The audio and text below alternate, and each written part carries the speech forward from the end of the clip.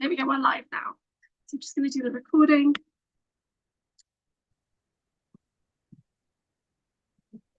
Hi everybody, thank you so much for joining me. I am Anchorhaven and this is the Mystical Wellness channel. And today I have a fantastic guest who is Drago Reid, who is a level 2 quantum healing hypnosis technique practitioner, specializing in guiding clients into the somnambulistic trance state.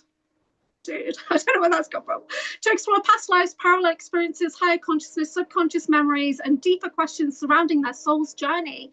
As an experiencer, researcher, and host of the Portal to Another Dimension podcast, Drago spent years exploring consciousness and the Secret Space program, and so much more. His work bridges regression, hypnosis, memory retrieval, consciousness studies, and the wider experiencer phenomenon. His website is fractaloflight.com. Welcome, Drago Reid. How are you? Stoked to be here, just living the life. Before we got on, we were talking about all the attacks we're going through and what it's like to live in this community and how everybody thinks we're just balling in the riches and like no one understands that we're not, man. And like, No. it's just funny. It's just something funny we talk about behind the scenes. Yeah, I mean, I've got moderators, so they put like PayPal's in. I do get super chats and things like that, but it's not enough money to live on or anything. So we do this for the service work. Just shouting out to everybody in the chat. Thank you guys so much for joining us already. So we have got the usual crew. We've got Flixlove, Terry B, Wizard Witkiss, Christy Campbell, Kat is in the chat, and shout out to Mahera. And everybody, thank you so much for joining us. This is a very unusual occurrence to have Drago Reid and I in the same place at the same time. Happens once every 6 months or something. So yeah, so I wanted to ask you a question. How are you typing already? Okay. It was about March 2025. This is the only way I can see everybody's live chat. I cannot see it on my screen. So if you see me looking down, I'm reading live chat. I've got my laptop open here. Oh, John Whitberg is in the chat. Good to see you, John. And my mate Kelly's in the chat. How you doing, pal? And so in March 2025, I discovered that I had a trauma twin. Who was you? What happened to you when I made that connection with you? That's my first question. How did you feel about that over the last year? I feel like I found you. Because remember, I already had the memories of who you were. I just didn't never know what happened to you after all of our missions because they separated us for a reason. I don't know what that reason was. I don't know when that was, but I knew that I lost you somehow and somehow you magically reappeared. And I knew it was some form of alignment, and we've been just telling our story since. And that's why it's so important, because a lot of people, they don't believe a lot of us in the SSP. And when a lot of other experiencers come out recalling events and talking about other testimony that include you and stuff, it's quite humbling because it goes beyond conjecture and my experiences, and it shows that this goes into other people's experiences, especially famous people in the community that actually remember me. Yeah, that's pretty awesome.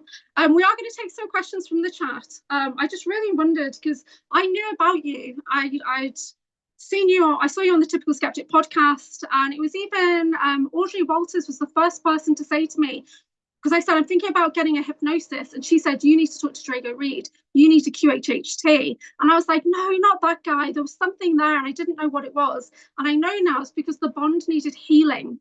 But it's been a year and we've done a lot of healing in the last year. Yeah, so the point that we can literally, we're good. Yeah, our relationship's good. Our brother-sister bond totally recalibrated in December at basis 2025. And for me, that was really physical. It really was physical. Don't know how it was for you, but I feel a lot of calm and balance now. Like I was batshit crazy before, perhaps. More than Yeah, I remember at the calm. bases you were wanting to explode with the energy. Yeah. Like just when I was speaking, you were getting just download after download of memories, and it was became a bit Kruger. overwhelming. You said Kruger, and that's what like literally rebuilt my solar plexus. Massive cascades of energy and memories were coming in, and I was literally about to go supernova. And there was two people there. I think David, who's another super soldier that I know from South Africa, he was trying to embrace me. Can you imagine trying to embrace somebody about to go supernova? And I was literally just pushing him away. And Dr. Mir stepped forward. He'd just been outside and he came forward and just did something with his hands. And I did like a mudra of my hands and just anchored fully into the earth in that moment. And you were still talking. And then like half an hour later, you're like, come on the stage. And I was just like, oh my God. I Like knew that was the yeah, moment that you needed to crystallize those emotions and to face what you were feeling. Because I knew at that moment, if you wouldn't have, it may have led in rejecting you stepping forward or whatever was coming in and those emotions. Because that's why I went to bases. This was the yeah. time we needed to come forward with what happened to us. And Mm. that's why I asked you on stage. That's why it was very important. And I did it with no notice. You didn't even know I was Yes. going to ask you on stage. I I'm like, looked, Julia. yeah. And your eyes got all big. I'm like, come up I on would stage. literally And been you're like, crying. no. I'm like, Julia, it's time. Let's do this. But I've just been So crying in the corner, crying my little heart out, like having massive upgrades. And you call me on stage and I just look like a deer in the headlights. It was when you said that my code name in the programs is Anchorhaven, and you see my head go, what? Like this? And I was just like, what? You know, when you have names and brands and you think that you organically chose those, but you never. It's all just programmed in. It's just, for me, that was a big, nothing is real. Nothing is real in my life. Yeah, in that moment. Oh, Mahara says I'm glowing. Yeah, it's very hot here, guys. It's very, very hot. It's 30 degrees in my flat, in my apartment. So I've got a little fan on. So it's mad. So I'm going to ask you a few questions and we'll take questions from the chat. So how did you get into QHHT? Why did you do that? Why not something else? it's interesting. I randomly came across a woman named Alba Weinman. She was a hypnotherapist operating out of Miami, Florida, and she was taught directly by Dolores Cannon. And something led me there to her hypnosis sessions, and she would post hypnosis sessions that she did on clients, like in the hundreds. And I knew after a couple of sessions that I watched, because like most of you guys, you have no attention at all. Like most of you guys can't even watch a 15-minute video if it's an hour long. And I can see this in the analytics. Like most people do not have the attention span to watch any long form content. I'm a long form content person. If it takes me 3 days to watch your content because it's hours long, I'm gonna watch it back to back in all my free time because I need to see all of it. I need to move on. So I watched Alba's stuff for like I had a drive that was 1 hour to my job in Tampa, Florida. I was actually living in Spring Hill at the time, and that's about a 2 hour round trip every day. And I decided to focus that time on the 2 hour drive to watch all of Alba Weinman's sessions. And I started becoming obsessed with it. I'm like, this is what I'm doing. This is what I've done in other lifetimes. Like it was, she activated memories in me that showed me that I did this in other lifetimes and I was good at it. And when I watched her heal people, when I watched them explain why their lives were like the way they were and nothing was a coincidence and everything had a higher purpose and their obstacles, their Groundhog Day was resulting from them not living their true life by staying in the trauma, by staying in the crappy relationships, by staying in the crappy jobs. It just changed my perspective of the nature of reality. And after I probably watched 250 of her sessions, and that's probably 600 to 700 hours of sessions, maybe 600 hours. And at that point, I knew I had to do it. And I've always credited Alba as being the person that got me into QHHT. And I even had a session done from Alba at her house here in Florida. So like it led me to where I'm at now. It led me to being the person that people go to that verifies their experiences in the secret space program, activates their memories, gives them these downloads, identify partitioning systems in their mind that holds these memories and where they're located and when they were put there.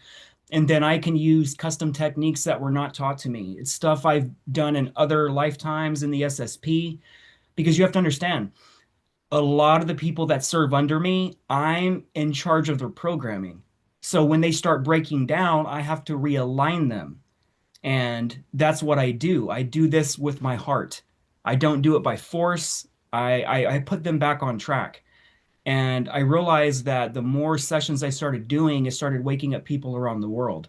The more times I would speak on stage, the more interviews I would do, it would activate people all around the world. And people would come out in droves saying, your talk on this, your interview with this person, it woke me up, it gave me these memories. So I realized that all of this was not a coincidence. And I was led to Alba because this is the path I was supposed to take for the rest of my life from this point on. And I've not stopped since. It's been 8 years and I'm over 1,000 sessions in. And that's a lot of sessions. That is abnormally high. That means I have no life. That means my life is full-time hypnosis. You know what I'm saying? It's a burden and it's awesome. So you guys need to know, just we'll talk about it later, but just me helping a lot of you guys, I get attacked constantly. Like I get abducted, I get tortured. The remote viewers are seeing it. And just people don't understand that I'm putting my life on the line for you guys by getting you this information because I recently created a term called SSP cosplayers. And all these SSP cosplayers, they're not living the life of a real soldier. They don't really have memories, and the ones that do, they're acting like a civilian when they should be acting like a soldier. They're not they're not acting like a soldier. And that's kind of upsetting with me because Do a you lot of these feel the people, they're chain of risking their command? safety.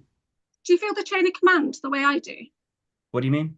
Do you feel the chain of command? Like, is there somebody that's your commander and you feel that pull? Like they say something and you feel that energy to obey or to stand down or fall in line. Do you feel that? Because I do. Only with a couple of people. Definitely not with some people. But do you think people are feeling that chain of command? Is it translating through into the here and now? You mean from my personal experiences about what I feel with others? Yeah, The only person that I had that draw to obey was Carl Emmerman of Nachtwaffen, Admiral okay. Emmerman. Most people are below me in rank in the SSP, almost all the people. And the ones that are working with me side by side, we're working as a team. Yeah, But my fleet, I don't have a fleet admiral. I operate my own fleet as a commander. I don't have anyone above me. And most of the people in the SSP that serve with me knows that. So I'm used to being the lone wolf with the team. yeah. You know what Okay. I'm saying? But like, I don't get orders from anybody else. I don't get permission from a higher up to be able to speak in the SSP. I've never been given permission to speak in public. Hmm. Okay. So there was a question from John Whitberg, and he said, "Who recognised who first?" Well, I had. It wasn't that I recognised you from your videos. I had a resistance to you, as in I saw you and I thought, "Oh, I'm not sure about this person." So my energetic body knew that there was something there, but because there was healing required, I kind of pushed it away. And then it wasn't until I had that session with Jessica Morocco and she said your name, somehow got through. And then I got memories of you come in very clearly. And then we had a private session together, didn't we? So it wasn't who recognized who first. It was like, I don't think you would have found me unless you saw I me on agree. Typical Skeptic. I don't think you would have, right? Because I don't know. Yeah, Yeah, I mean the way everything, I mean, it's not coincidental that we met or I seen your content or you seen my content or you got that reading from Jessica. Like all this is ordained from a higher point of view that no one really understands. yeah, And I knew who you were the moment I looked into your eyes. I saw you as the younger person and I remember the things we did and what mm. we had to do, the good and the bad. And it was a That's lot. your burden, isn't it? Is you Yeah, remember but the bad like stuff. it was a burden at first because I had to remember the memories of what happened. But I also remembered that we were both victims and they programmed us to do a lot of things Yeah, and we had to escape from that kind of stuff. And that's why we're here now speaking about it. yeah, But the moment I saw you, I knew exactly who you were because I've been looking for you for a long time. I've been looking for people and units I've served with for a long time, and everyone seems to just find me magically. yeah. I don't find them online. They all find me. Every single one. It's trippy. Yeah, It's not that many amazing. people find me, and then one did, and she said to me, "You hurt me," and all this kind of stuff. But I forgive you, and I'm sitting there like, "Oh my gosh," because I didn't remember hardly. But a year ago, so last August, I did start to remember some of the brutality of what we went through, pitted against each other, and it broke me. So Lionsgate broke me last year, and that's when I started to do that diary series to try and make sense of what was going on. But now I see it was just part of the breaking process, the programming to desensitize us to being able to do those things. Yeah, so it's desensitization training in a way. Yeah. Anyway, sorry. I'm just scanning the chat for questions because there was a question and it was a good one and it was about screen memories. Let me find it again. It was about how to tell the difference between a screen memory and true recall, I think it was. Screen memories have limited senses. You don't have the ability to explore the screen memory. You don't have the ability to look into information, and it comes as if you're for a ride. But anytime you try to remote view it, it goes nowhere.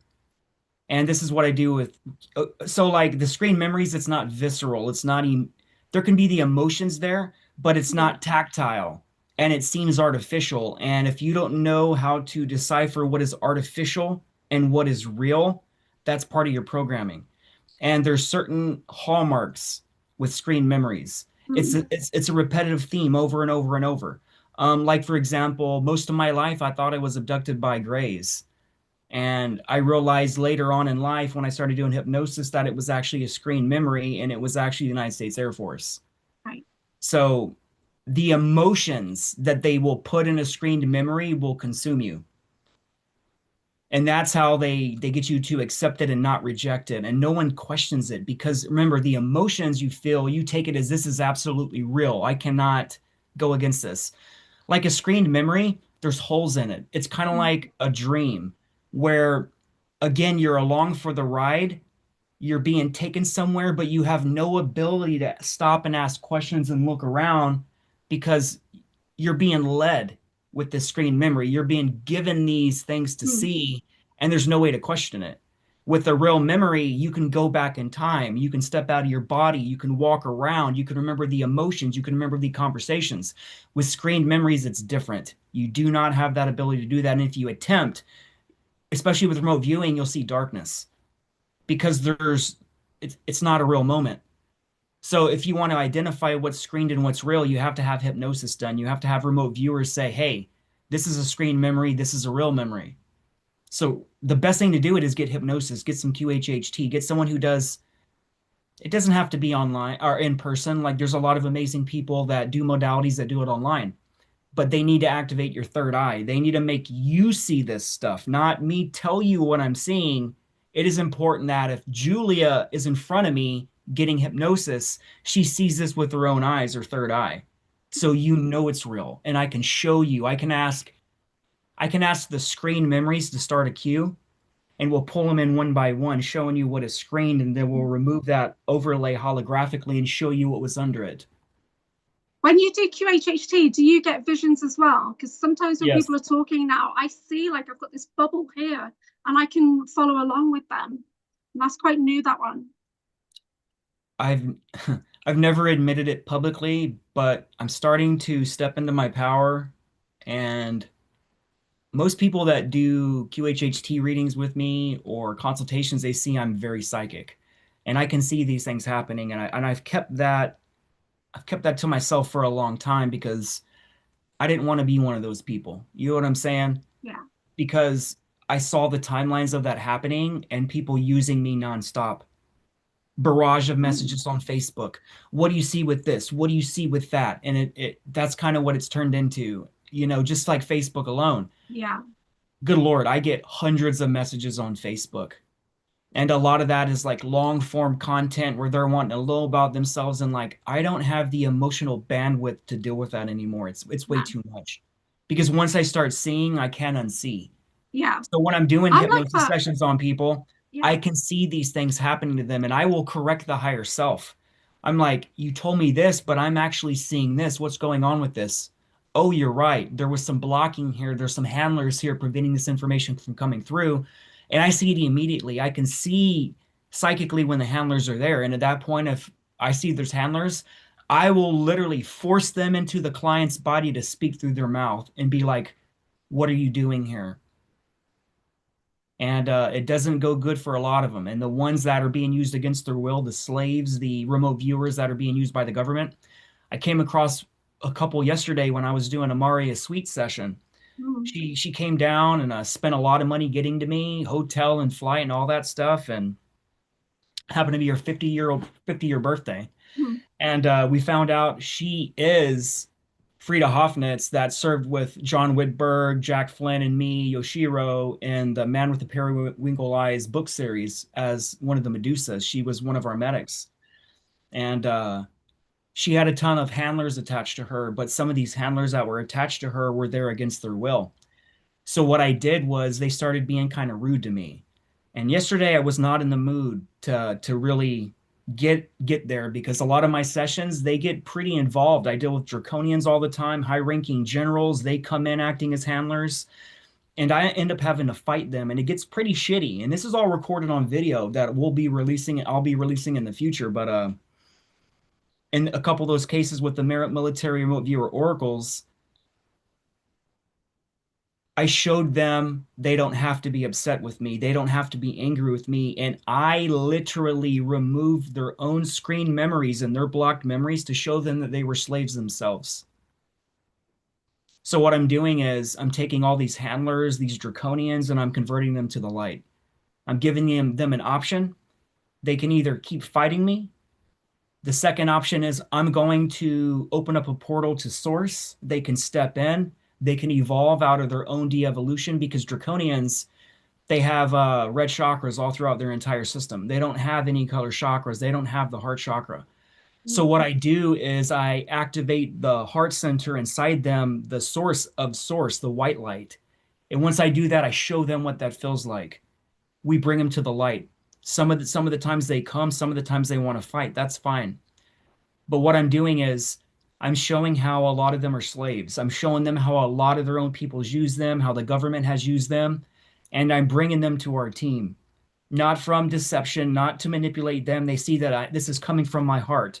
I'm seeing that you are suffering like I am and you are a pawn like I am. And I'm here to free you. So there is a question in the chat about suicide frequency, suicide targeting. And this is something that came up with me and Sean, actually. He wouldn't let me look into my Kruger files in Vision Questing because there was a massive warning label of death and suicide, like dumping attached to it. And he's like, well, you know, once you learn how to offset that, then we can look into those files, basically. So what do you suggest for people who are getting hit with suicide suggestion? That's quite sensitive. Without giving my exact technique up, because my technique I use is not QHHT, is not Beyond Quantum Healing. It is my own technique that I've used inside the programs to help deprogram soldiers of their programming. What did you ask me before? What did you just ask me? Yes, you say, so this is Earth Grid Rescue Mission is saying, how do I evade the targeting? It's so bad right now. I've been hit with suicide frequencies. Okay, so you had mentioned about Sean about activating certain memory files, and he got the Omega warning. If you proceed, this person will probably kill themselves. They can kill you. Yeah. That's a very serious thing I deal with. Don't think I don't enter every hypnosis session without scoping an entire room for exits and possible weapons, because if you activate the wrong programming on an asset, it can get physical. It's never happened to me before, not once, out of over 1,000 sessions, but I will still never let my guard down. My technique I sidestep the Omega. I won't describe how I do it, but I can access files that most people cannot because of my command layer syntax. And one of the things that was programmed into my voice is command layer syntax. So this is the phenomenon of people getting memory activation, deprogramming protocols starting on them, memory cascades coming in. And this is a phenomenon that everyone experiences. They report in conferences and interviews like we were talking about earlier, but I've never once activated Omega on a single person, on a single asset. And it is a dangerous realm to deal with Omega because once you activate it, James Rink did a session on Penny Bradley, and unfortunately, James made the session more about him and what her memories were in that moment of James for his book. And he went a little too far and activated Penny's Omega programming, and she was stuck in Omega Red, the tomato red color that you see once your Omega programming starts in, and she couldn't get out of it for a long time, and it really messed with her. So you guys, if you get any warnings during sessions about Omega, if you do not know how to navigate around it, do not go near it under any circumstance. But I will tell you, the key to everything is behind the Omega door, and that's why they give you a warning. And it'll tell you once you activate it, the client will have an alert happen. Warning, do not access files. Any attempt to breach this will result in Omega, blah, blah, blah. It's like, it is crazy. It's like a response that's built into our programming. And once you activate it, that programming response is automatically activated. So it's an interesting phenomenon to experience. That's great, thank you. I'm just writing down some of the questions because the chat moves so fast. Christy Campbell had a question, and it was about immersion pods. Have you ever had somebody who feels like their consciousness is beamed in from a pod? Because I know I've been told that I'm Arcturian, and my Arcturian self is in stasis, and my consciousness is beamed into this vessel. Does that come up? Yeah, we don't. You can use pods to do that, but typically we can use scalar waves for that. We can use scalar wave pings, so we can send scalar waves throughout the entire galaxy. So that scalar wave can contain tiny energetic packets of information like a photon. And a photon, again, is a tiny energetic packet of information that shows life how to live, how DNA needs to form, and it all comes from the sun. So we've learned that we can use frequencies to send and activate people, and they weaponize that. And they're even using that in Project Oblivion. So it's something that is good, but can also be bad. But that's the semi-common thing what Christy is talking about, because if you're on mission, if you're in certain places and you can't get assets in, you have to be able to send something in order to get to that asset to wake them up. And that's one of the things they do. And no one's talking about that. So when Christy brought that up, no one really talks about that. So that's awesome, Christy. Yeah, I agree. That's so cool. So Iron Bear, I think it was asking about the movie by Chuck Norris called Lone Wolf McQuade. You seen that movie? I haven't. He's asking, do you resonate with that movie? I think maybe could be one of you. I mean, I resonate with Chuck Norris and the Lone Wolf, and McQuaid sounds like a very masculine, badass Bronson name. So more than likely, yes, I would resonate it if I saw it. It could be you, I don't know. Mr. Rainbow Flame said, how do you tell somebody who knows nothing about this and to kind of get across your testimony so that they believe you and that they listen? And this is something, I mean, I do daily podcasts on this stuff now, and people are not always gonna, yeah. The easiest way that makes sense to make people understand what all this is to watch Star Trek. Star Trek shows how all this works. They show super soldiers. They show Kruger. Kruger is the Borg of Star Trek. Worf, the Klingon, he's Draconian. He has the crest that we have on our heads. I have an aspect of me that's a very high-ranking Alpha Draconian general that is known throughout the Draconian mythos, and that version of me is kind of legendary within their own storytelling. They've made me a legend. It's quite interesting. I suggest the remote viewers look into my Draconian higher self, not my higher self, my Draconian aspect called Va Tarnak Zol. That's the name I used during that lifetime. That's a very Klingon name. Yeah, so the Klingons in Star Trek, that's why Worf was always based on honor, how he was always aggressive, but he had to learn the human ways, because on a lot of Nachtwaffen ships, we have Draconian navigators. You know, a ton of them. It's required. It's part of the merge between the Germans and the Draconians. So very few times will you see human navigators. Like Penny, for example, she was one of the very human navigators, but she also had draconian DNA hybridization. So Yeah. she already had the minimum requirements to take over that role because the Draconians also kind of control part of Nachtwaffen in their direction because they're also funding it. Because remember, Nachtwaffen is the strong arm of the Draconians.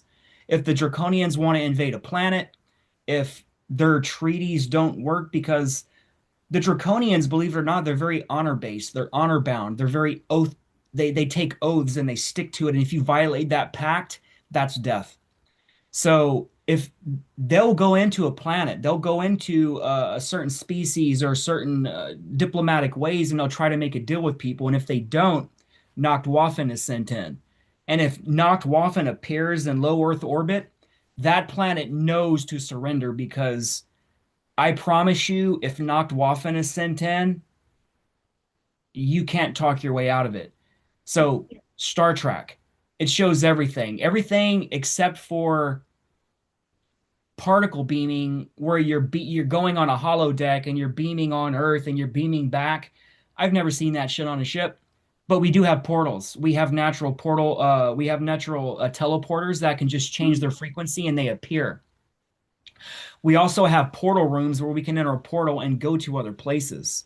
So Star Trek, a lot of people don't like Star Trek, but that's what you I've can call the Galactic Federation of Worlds, the yeah. Galactic Federation, and all the other groups involved, and how it's just basically a mechanism to fight for territory and peoples. I was raised on Star Trek, so for me, it's always Star Trek first. Always, it's my go-to. I've been told that, and I do resonate with that. I've got a Draco aspect who sends me gods, and people have seen these gods around me. And I know Penny Bradley's had something similar. Have you ever had anyone in QHHT who's got Draco gods in the room? Yeah, it happens constantly. I'm I, sent Dolores Cannon has this terminology she created called digging potato lives. All the practitioners know what that is. I don't get people with digging potato lives. Digging potato lives means it's a completely regular life. Nothing really happened. You lived a perfectly normal life. It was probably boring. You lived an old life and you died on your bed. I don't get a lot of that. I get sent nothing but high-ranking galactic, SSP, and major players. A couple sessions ago, I did the original soul that was Catherine the Great.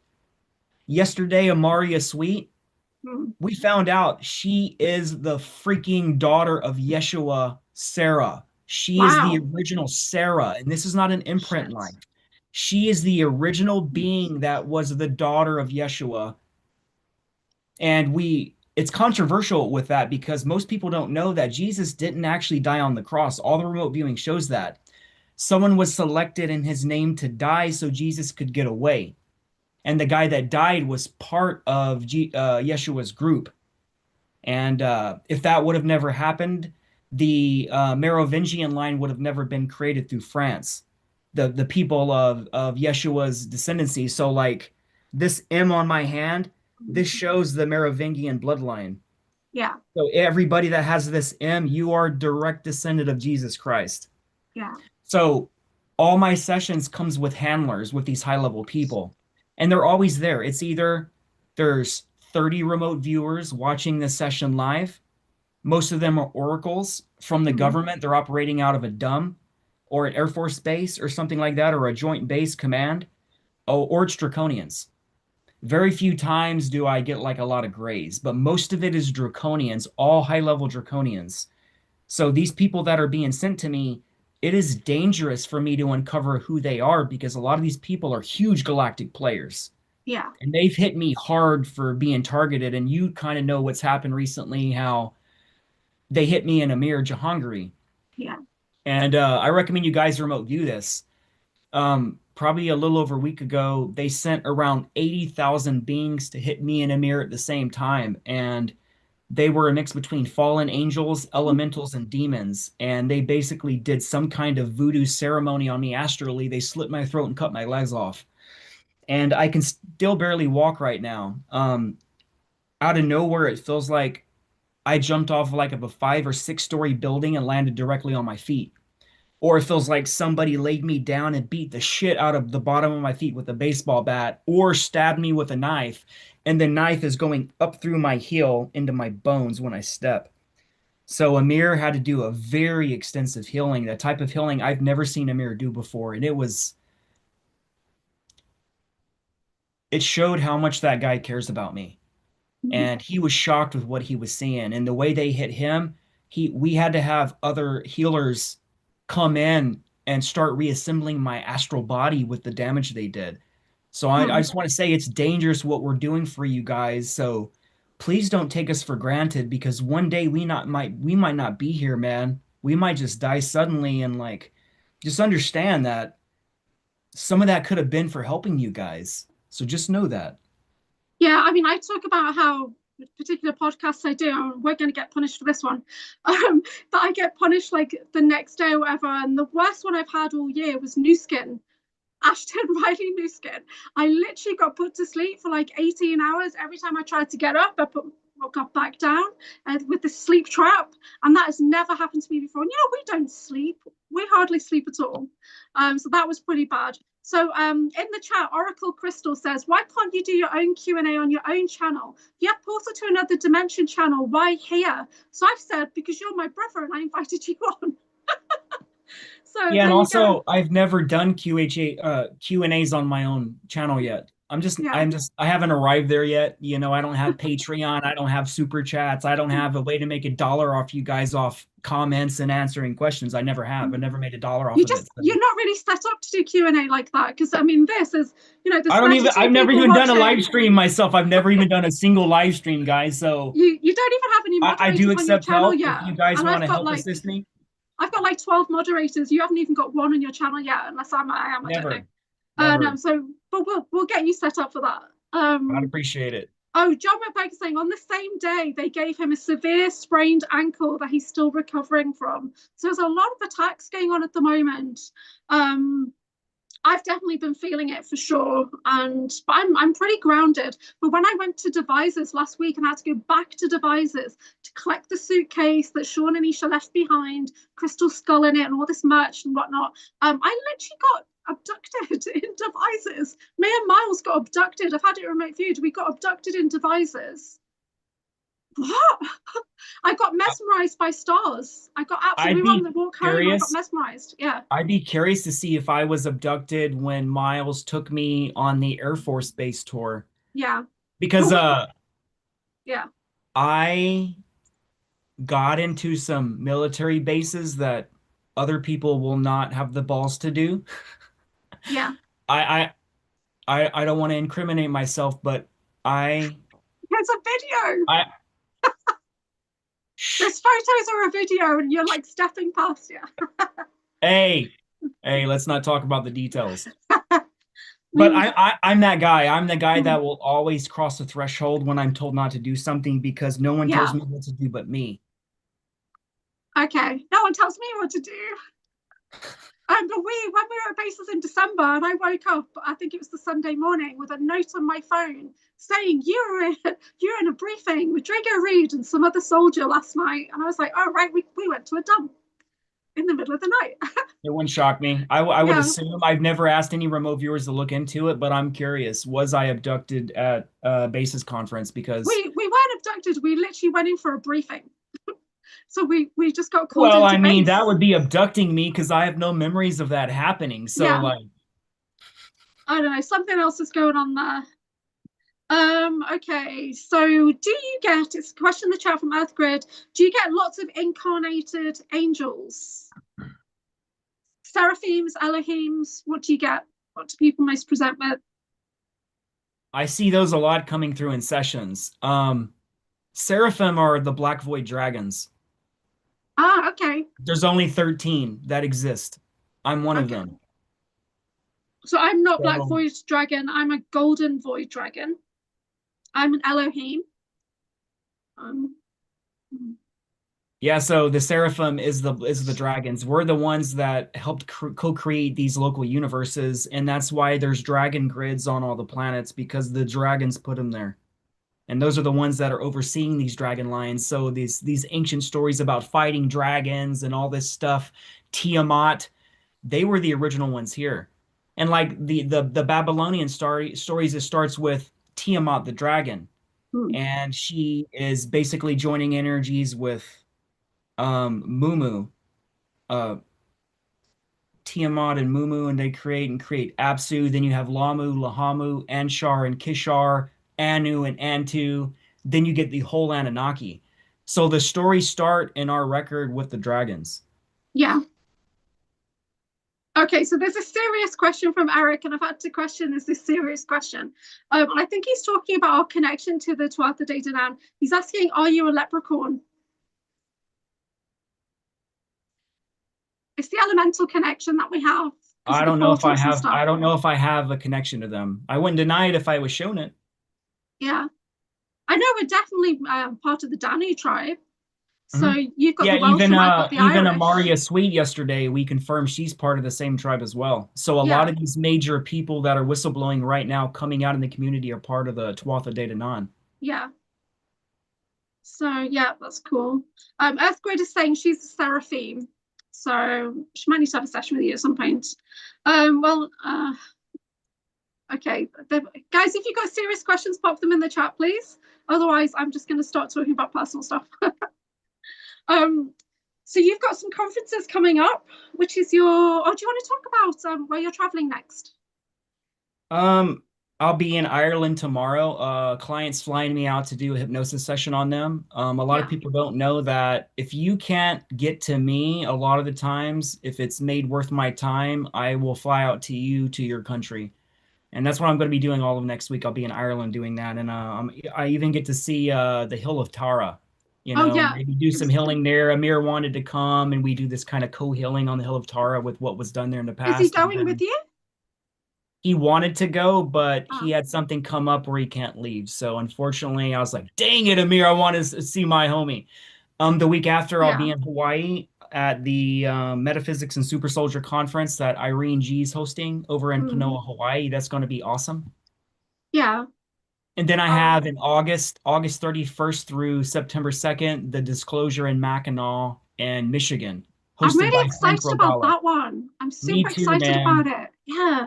There's a lot of major speakers and a lot of major players that's going to be there in the audience behind the scenes, and the people that he's working with, they're doing all the heavy shit that's being discovered right now. Like his team Yeah. is the one digging out these relics in Mexico, these extraterrestrial skulls and technologies and the Bugospheres and all Yeah. that stuff, and they're going to You know be what? showing all that. I loved Isha so much. I just love her.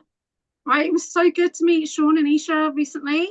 And she's just such a beautiful person. And when she talks to you, she goes deep into your soul to connect to you. Like you get her full undivided attention. Like it was amazing. She's so good. I've Yeah. always told Isha she's the goddess that I recognize because she has that empress goddess power Yeah. like Yemi Janae at the Farsight Institute. When you watch Yemi speak on stage, you know she's a queen. She Yeah. commands an audience, and Isha has that. So every time I've ever seen her, I'm like, you know, I recognize that reverence within her.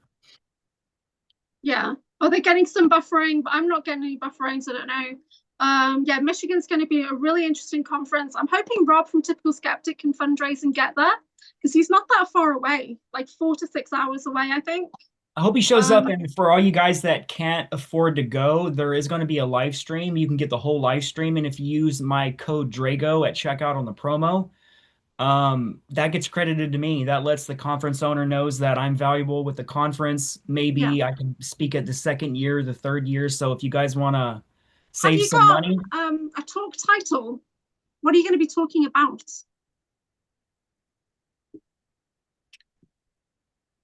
I thought about this heavily.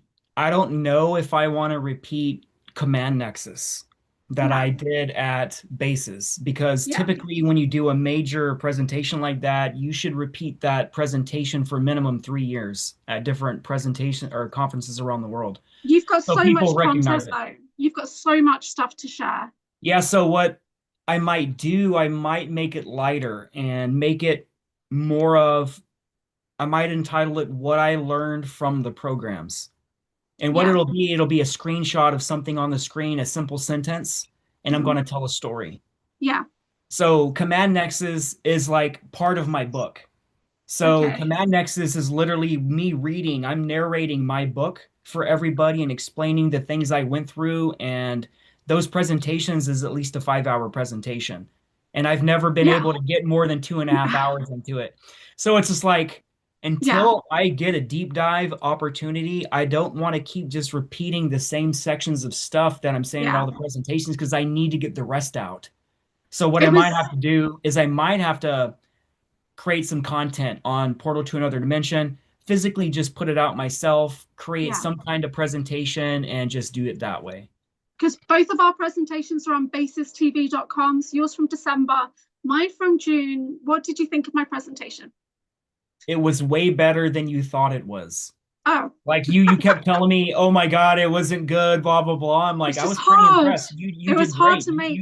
Yeah. You did great. Your thumbnails were awesome. I didn't see that you weren't acting as if you were afraid to be on stage. I saw you stepping into your power regardless of what you were feeling. To us, we only saw somebody powerful speaking. Well, I was hosting the whole weekend, so I was on and off stage like 30 times. Yeah, I heard So, that. and then, but when I went to present, the podium was up here, and I'm only 5'2". Are So you a I, leprechaun? maybe you're tall. You're like 5'10", 11". I'm 5'1.5" to 2, and Yeah. so I just sat down for mine because I couldn't sit at the podium. I couldn't stand there. You'll be able to see me. So I sat down, and it was a welcome rest anyway. Because I've been running around like a mad lady all weekend. Well, I thought you did amazing. So Thank you. I have zero critiques. And the only Okay, critique I have was I said, you have permission to use my likeness in the slides you said told me that telling our story. after. You told me that after, I think. Well, I didn't really want to Yeah, ask because you I didn't for see kid I didn't see it photos. live because Yeah. here I was working, I think, or it was the middle of the night when you guys are Or having the live I stream. sent It's you just like 5 mine. a.m. or something. I don't remember what time it was, but I didn't see it live. I sent you my kid photos, hoping that you were going to send me yours in return. I think I maybe I told you don't I'll know. do that. I'll still do that. I gotta find Yeah, them. okay. I have But a I made some computer. I have a computer graphics. that Yeah. what had happened was we had a hurricane come here through Florida, and we Okay. had to basically remove all our valuables from the tattoo shop I worked at. And I went to take my Mac PC home, the screen one, not a laptop, and I had it by the front door. And I went to go pull in this 4 foot by 8 foot piece of plywood to cover the windows in case it busted through or we got flooding. And I tripped and my hand went through my screen of my Whoa. Mac. So I saw the motherboard. I'm like, that has my whole life on Yikes. it. There's no backups. That has the last 15 years of my life or 20 years of my life, minimum 20 years of my life. So I'm like hoping to God How do that it's you not recoverable. have backups? You, Drago Reid, don't have backups? Of backups Not of backups? at for that computer. It's always been my backups. You know what I'm Okay. saying? So this probably happened, 4 years ago. So it's time I need to get my screen fixed. I need Yeah. that stuff. Yeah, they're talking about munchkins now, so I'm saying munchkins unite. Yeah. WFW. That's a chat thing. Any memories of shock troopers, says the Wizard Wickus. What is a shock trooper? Have you heard that? It's come from Sean, that term, I think. Sure. I've acted as shock troopers for Nachtwaffen and Kruger. One of my known roles in Kruger was being a shock trooper. And what a shock trooper is, they send us in. We're the first boots on the ground. You don't send 1,000 soldiers in to take over. You send a certain amount of shock troopers to go in behind the scenes to infiltrate, take out all the high level people, start hitting their targets, and then you send the people to sweep up all the other people that's scattering like roaches. So Mm. that's what we are. We go in with the best exosuits, the best armors, and we can walk around and get shot. It won't even affect us because the metamaterials we're using, a lot of our suits are made of titanium. My suit specifically that I use a lot is made of tungsten, which Mm. is way stronger than titanium. And a lot of people in the SSP, they don't even mention tungsten at all.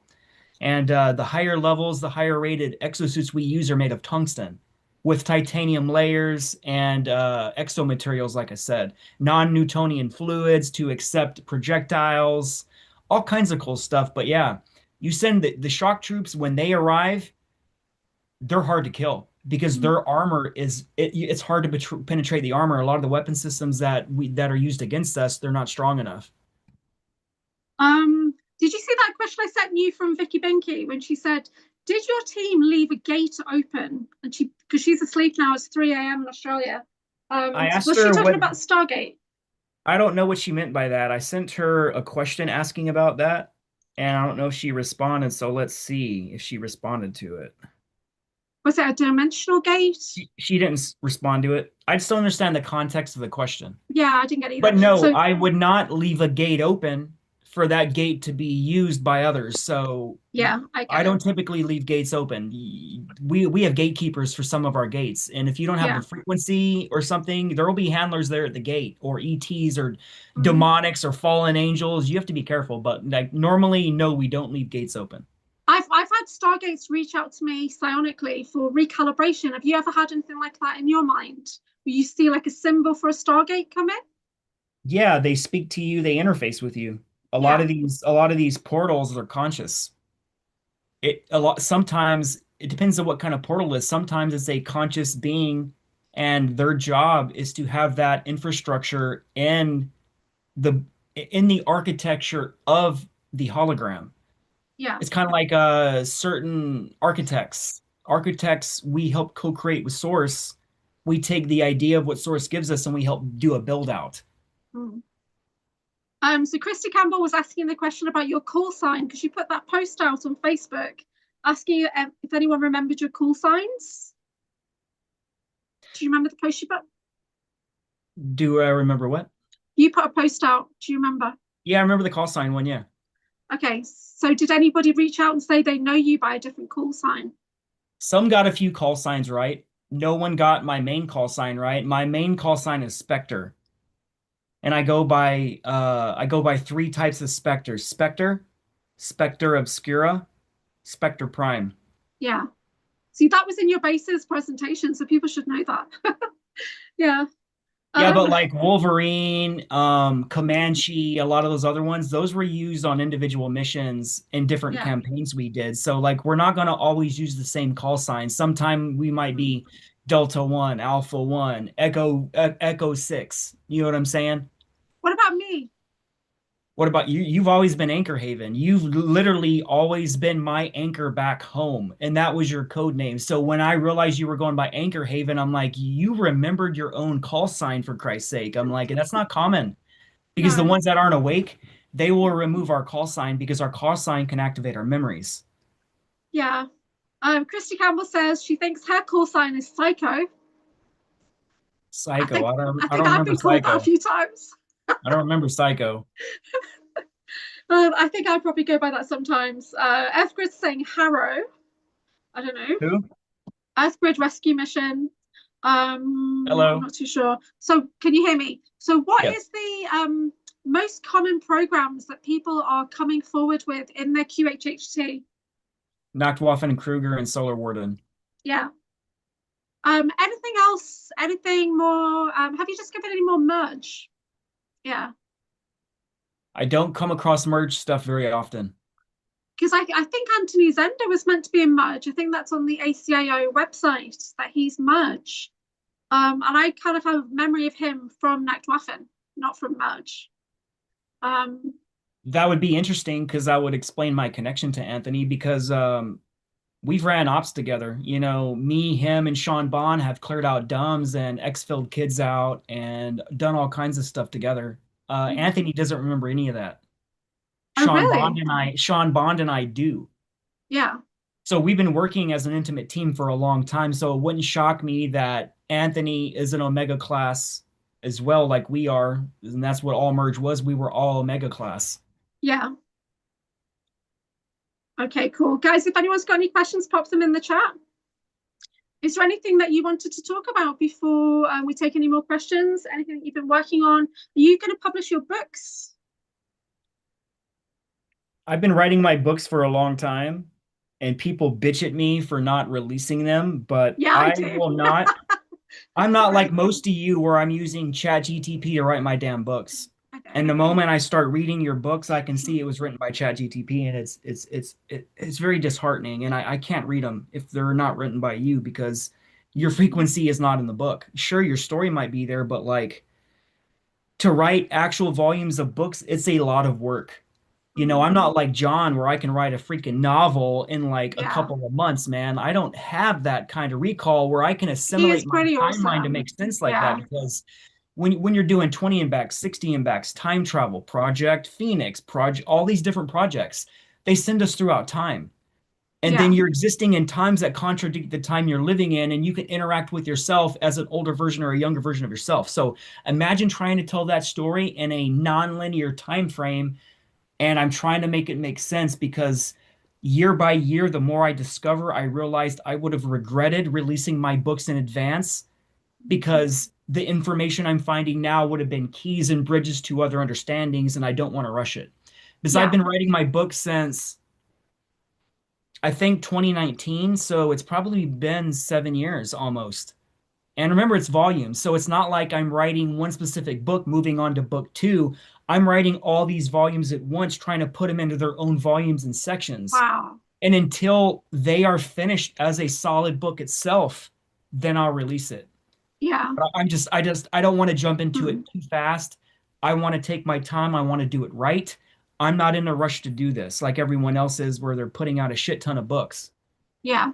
So I made the Breakaway Oracle guidebook to go with the cards, and I did get John to help me with that, and it took us a while to get that information together so that we were like synced with our information. So he'd say something and then I'd say something, and we'd merge what we knew. So we collaborated like full on with all the information, with all the designs and everything. It took me ages to format it, and it took us A five ton months of or something. time. A A ton of lot of time. time just formatting. I was working on formatting for like 6 weeks. It really was. And it's only the 52 card images, and then the guidebook was 82 pages, 15,000 words. That's all it was. But it was a lot for a mini guidebook.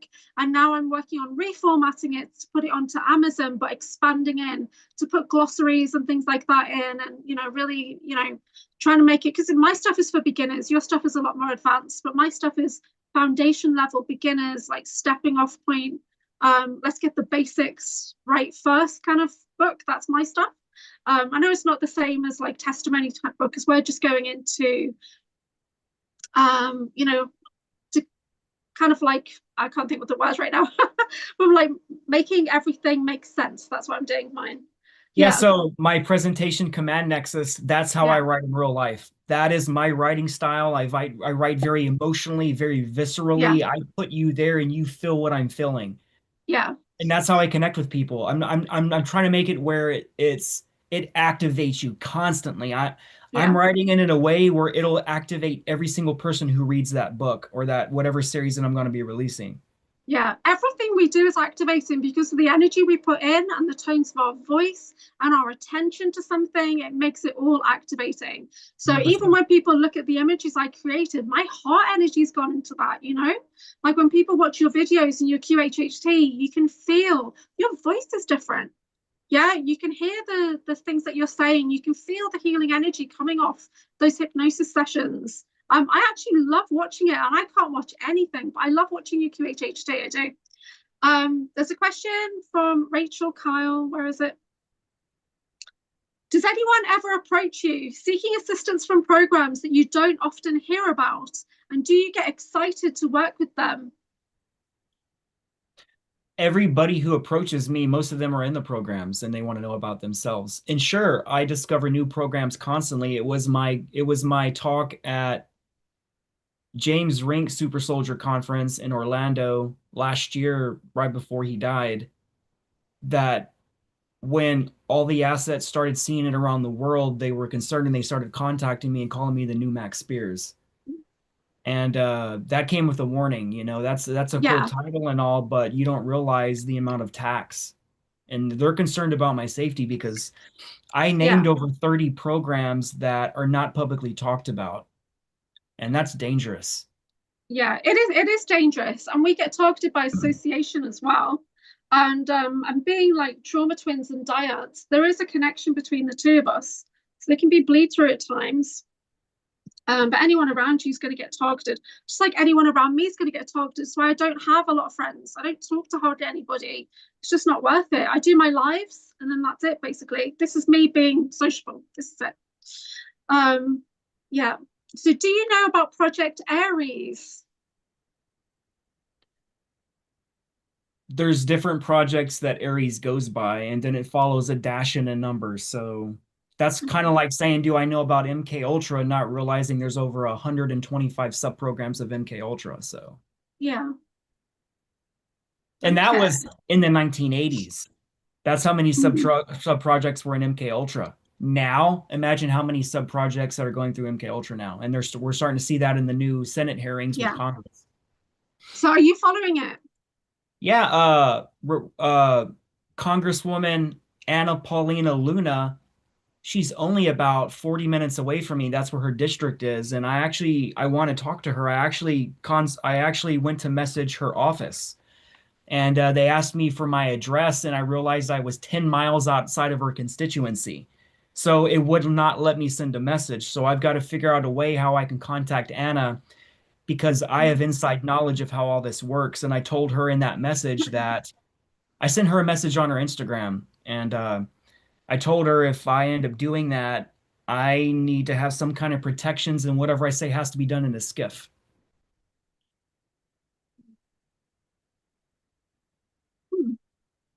There's a question. I was thinking about Selena Stenberg at Bases, and she said that she saw us when you did the talk in December. She got this memory of us being in the same place at the same time with her, and I think it must have been in Europe because it's in like a white place that was kind of round when she's describing it, and she saw us there as children, but like as in clone children, like orphan black children. And she remembered us, and then she said, "Oh, I hope you don't think I'm weird for saying this." And I just thought, I knew her. I knew her as a child, not an adult. And it was just so, yeah, it was interesting. I am Barra saying, so if I've seen you and me several times in dreams, it's always after a live. So does this mean we're connected? The first time you said you were there to bring him home. I am Bear, that's John. Is there a connection or is it an energetic bleed through? Where's the question in that statement? Does it mean we're connected? Because whenever he watches us on TV, he dreams about us. You're not talking about John, right? You're talking about the This is a person. different John called I Am Bear. Gotcha. So it could be a couple of things. It can be 100% real memory, or it could be Project Oblivion activating you. Yeah. And it could be a false memory. And they have a plan for it. They expect you to look into it. They expect you to position yourself close to us. They expect you to come to the conferences. So sometimes there's a plan that we don't know about unless you get some remote viewing to see if this is actually legit. And you need to get some real good remote viewers to remote view that. And if it's double blind and a bunch of major remote viewers say it's true, then 100% it is true. And maybe we should be in contact. Yeah. Like a lot of women around the world, I didn't want to really talk about this today. It'll be in a topic coming up. And it involves somebody who's been stalking me, and her name is Audrey Walters. And she basically pronounced her love to me back in 2024, and she was activated with Project Oblivion with this love bite, and she's obsessed with me. And she just made a post, a video. I think everybody should go watch it. I think she changed her channel recently from Starseed Netlink to some. She's claiming she's a Lady goddess. Aria Starflower, which I thought it must have come from a QHHT session, to be honest. Yeah, so she changed that name and she's basically calling me out. And there's a bunch of major people that's involved that know the truth about what actually happened and what Audrey is attempting to do. She's been she's been contacting me and I will not respond to her whatsoever. And she wants closure to something that never happened. And she has expectations wanting to date me. And it is turned bad. Julia got involved. Penny Bradley had to get involved. John Whitberg came under crossfires under all this. and she's been attacking everybody. And Yeah. we're all going to get together and we're going to bring in the receipts of who she truly is. And what Audrey doesn't know is we have voicemails that she sent some to us about admitting her plan to use people, how she was manipulating Julia to get information about me, and how it was all a plan to use us and all this stuff. And I don't think she realizes that we kept everything. I do. Everybody has Thing is, everything. you and I don't talk very often because we don't really need to because we're very connected. So if there's something that comes up, I'm going to share it with you anyway because I'm never sure how connected our minds are, right? So I like to be very transparent, and that's just the relationship we have. And but I do have screenshots and emails, but I would like to protect her if I can, protect her honor, because she didn't talk about me very fondly, and she used a lot of bad language, which I don't do on camera. I do swear a lot off camera, but she did put out that post when she was like "F you" and all this Anchorhaven, and She's vicious. Yeah, When people hear it from her own mouth, and she doesn't even know that we're going to be posting all of her own voicemails of her admitting her plan, how yeah, she deceived you, how she lied to Penny, how she lied to everyone in order to get information about me, because I rejected her after I did a hypnosis session on her. Me and Audrey were together on Centurion 5 in another lifetime when I was SSP a long time ago. And when Audrey was shown that, she had expectations. And one of the things she said directly after, like, I don't know if it was not even a week later, she thought when she discovered that, she thought me and her would start dating and we yeah. would continue a relationship from another lifetime that no longer exists. And when I didn't entertain that rejection, she crossed a line and she started lashing out. She started becoming vicious and she's blaming me. She's saying that I led her on. I did this, I did that. And she released a couple of screenshots of text messages that only show one sentence or two sentences, Mm. not realizing that everybody has the evidence of all the conversations we had. And I have sent these conversations in full to most of the people involved, and everybody sees how Audrey manipulated everybody. And I will be releasing this soon. I'm going to be doing an interview, and I'm going to be bringing some of the people involved in, and we're going to explain what actually happened and show the evidence to You know show how I who. feel about this? I feel it's Project Oblivion. I feel she's vulnerable and therefore easily handled. And I tried to be nice, and I do. Yeah, I took screenshots of everything before she deleted it, and yeah, I always do that. She even admitted she deleted all the correspondence between you and Penny to make sure that evidence was covered up. She Yeah, literally admitted that in the video she just made. yeah. And just so people know, me and Penny have never actually spoken. Penny Bradley and I, we're not friends. We're peers. We've never had a private conversation except on email recently for bases. Then even when we did the panel at bases recently, she couldn't understand my accent.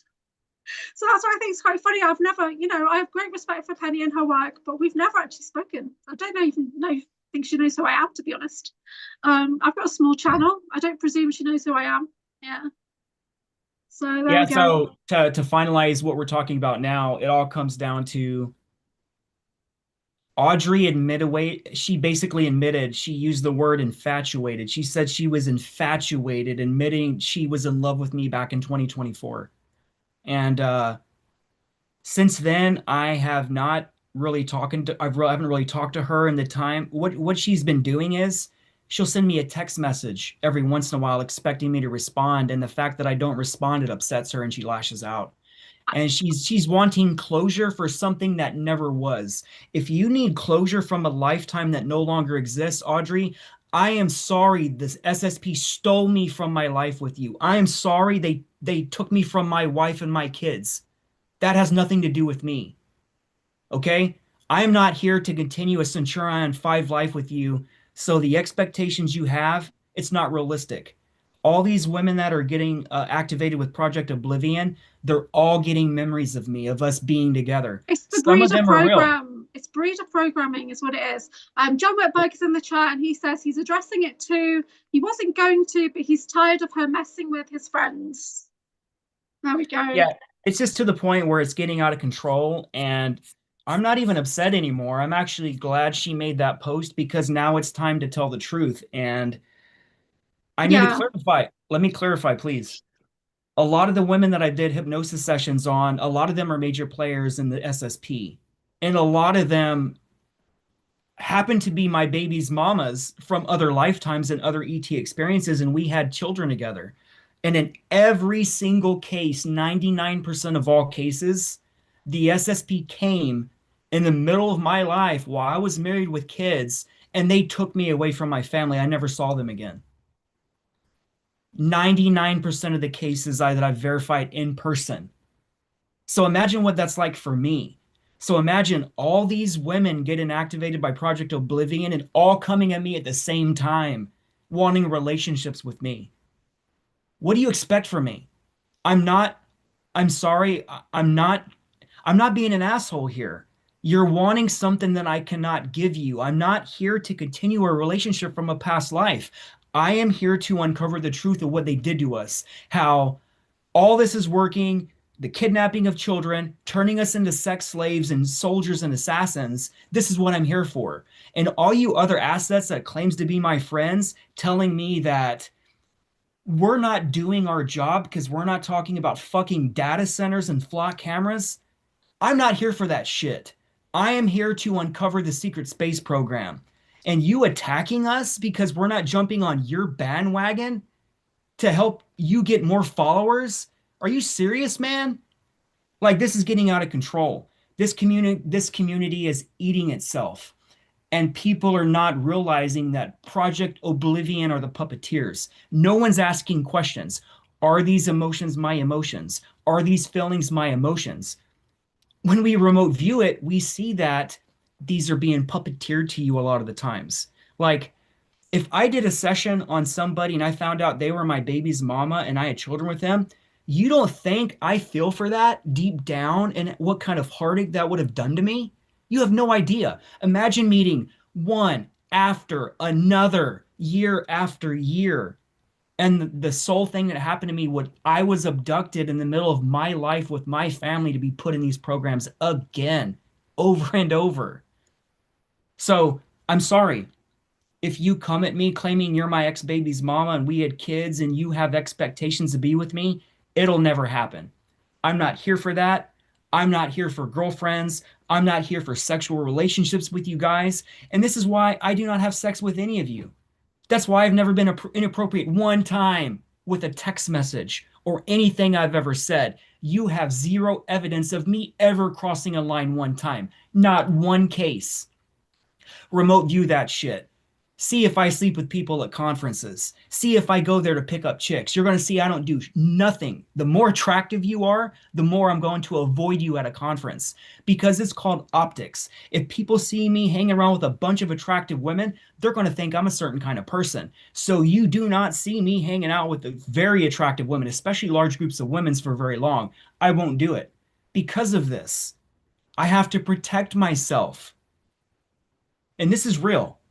You know, I started getting targeted the day after I spoke at the Full Disclosure Now conference in 2024. And it was bad. And it involved lawsuits. And those lawsuits are done. Those lawsuits have been finalized. Now I'm going to start going after people. Instead of them coming after me, I'm going to start serving them now. And this is what it's escalating to. And it's getting out of hand. So I need to go on record now to say enough is enough. You guys need to walk away. If you want to be my friend, fine. But do not, under any circumstance, come at me expecting me to continue a relationship with you simply because you got memories of us being together. This is not what Drago's lifetime is about now. I'm here to wake people up, to wake up my soldiers, and we will take our power back. There was no other mission. I agree. They're talking about service work in the chat. This is what we do. This is service work. We don't have personal relationships. We don't have many friends. We keep our circles tight, small, and that is it. But I kind of feel like being the scientist in the programs, was I responsible for these breeding programs? Did I like pimp out my brother or something in these programs? Is that possible? Sure, but like you have to realize, Julia, like these are program alters, man. This is not the Julia I'm talking to right now. So No. how can I judge something you may have done to me in an Yeah. alter that was programmed with no morality? And plus, we're creative beings. So it wasn't just about hybridization and stuff like that. There was actual Yes. creative being programs going on Because where, you have that background to help creating life. So they yeah, use people, geneticists, because they're good at creating life.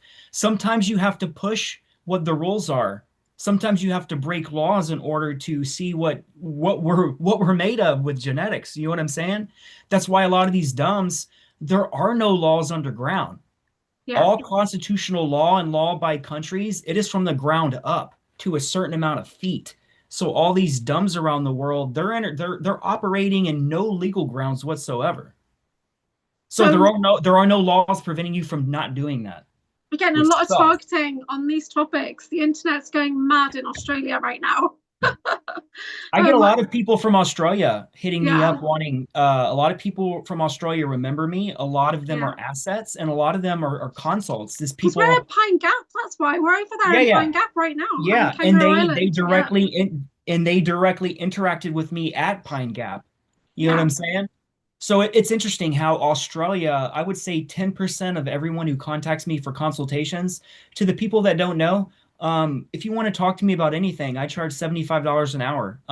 Zoom to Zoom, face to face, we can talk about your issues, we can talk about QHHT, you could tell me about your memories. I can give you my opinions. Most of everything I do comes from consults. I do more yeah, consults than I do hypnosis sessions because I can do 6 or 7 consults in one day when it'll take me one full day to do a hypnosis session, or yeah. squeezing in 2 people back to back in one day. But usually it's because they're married or something, or 2 assets coming down from another state and they only have one day to do it. That's it. Yeah, and it's very affordable as well, I think. I think you have good rates on your consults. And your QHHT as well, because even in the UK, it costs more to do the Yeah, so QHHT. like tattooing, I charge $200 an hour to tattoo people. Mm, I've grown quite known in Central Florida to be a certain level of tattooer doing certain types of tattoos that no one else does. But again, I charge $200 an hour just to create art, but then I only charge 75 an hour to talk about trauma. So that wow. I'm letting you know I can charge a lot more. And Yeah. I am always booked out, but I don't want to make it where it's so expensive that the regular people I need to talk to can't afford it. Yeah, I agree.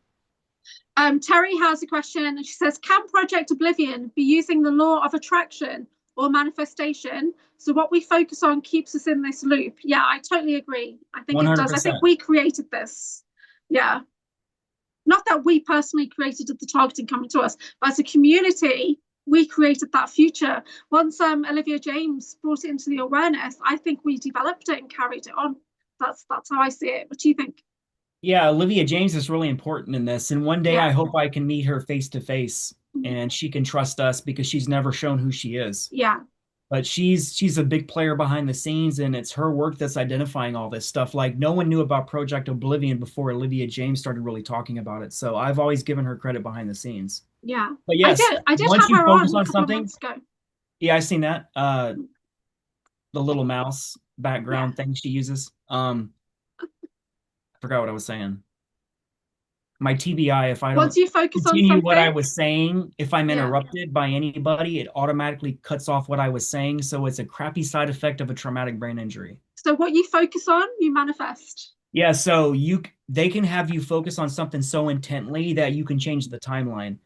So the more people they have focusing on an idea, especially obsessively, you can literally cause a timeline distortion where timelines start popping together and they're not congruent and then it's all Mm, chaos, kind of like the Mandela effect. And that's what they're banking on. They're banking on hitting me all at once, targeting the love bites. And that's what it's called. All these women that have deep feelings for me behind the yeah. scenes, that's love bites. I Because number experienced one, two I don't last know you year. personally. I Yeah. may have met you at a conference. We may have shook hands, looked each other's in the eyes, but that's the extent of all our interactions. We've never hung out. I've never went out to dinner with you. I never got your cell phone number. We don't talk on Facebook. You know what I'm saying? Like I'm not trying to be rude, I just know what expectations are in place. And if I don't meet those expectations, I know how it will be non-beneficial to me. So that's all I'm Mm, saying. I don't mean to be insensitive, and it's not me being insensitive. Everyone that I was with, that I had a family with, I love you deeply because you were my family. You were the mothers of my children. But unfortunately, this lifetime is not for continuing relationships in this lifetime. If it's yeah, something in the cards, if it's something in an agreement or contracts outside this life and it needs to be continued, we will continue it in another time in another place according to cosmic law. But now I'm not here for relationships. I'm not known to be in relationships. I am known as a ghost. Most people that know me, that are close to me, don't even really know anything about me. I rarely let people in, no matter who you are, because I have to protect myself. If people know I love you, if people know I care for you, they will hit you hard. They will V2K you, they will Project Oblivion your ass, and in the end, you will end up hating me because of how they hit you. So the best thing I can do is walk away, be respectful, not be an asshole to you because I've not been an asshole to a single one. no. Was it easier for I you have because not I'm already even out? been an asshole to Audrey. No. Not one time. I have never attacked her. I've never said anything negative about her publicly. And all our text message conversations, I've never attacked her. I've Yeah. only told her my point of view, and she refuses to see it. And she wants to spit her own narrative. And I'm glad she did. Like I said, the narrative's out. When she releases these screenshots, she has no clue what's in store for her because when we release her voicemails and screenshots of the real messages, her community will burn her ass. Yeah, I got attacked so badly by her community last March that I had to get Phil Barrow to help me, and it was really bad. She's So that's vicious, kind of, yeah. But I've got emails where I'm sending nothing but loving blessings to her, and she's coming back at me like lashing right really, out. yeah, Yeah. right. So I continue to send forgiveness, loving blessings because that's who I am. That's what we do. Doesn't mean I'm not upset by it. Of course, I was upset by it. And of course, I want to defend my friends and family because you literally are my family. So I'm going to tell you if I think something's not right. I'm going to tell you. That's my crime. Is that I told you something's not right here. That's my crime. Yeah. So And also, I wanted to say part of this conversation, this love bite stuff, I did an in-person hypnosis session on Audrey. And at the end of that session, we were sitting across from each other on two separate beds in a hotel. And when we were done with the session, I got on my phone. I got on Facebook. We just had a big long session. I needed to relax for a minute and just look at my phone to distract myself. I then see that James Rink just died on my phone. So what I did was I reached over across, we're sitting across from each other on a bed. I'm sitting here, she's sitting here, we're looking at each other. I just see that James Rink just died. I reach over, I touch the top of her hand like, oh my God, James Rink just died. She had the audacity to think that I was hitting on her the moment I found out my friend just died. And I am so angry that she thought I had the nerve to try to hit on her because I simply touched the top of her hand to get her attention. And that was me saying or like saying I'm attracted to you or something.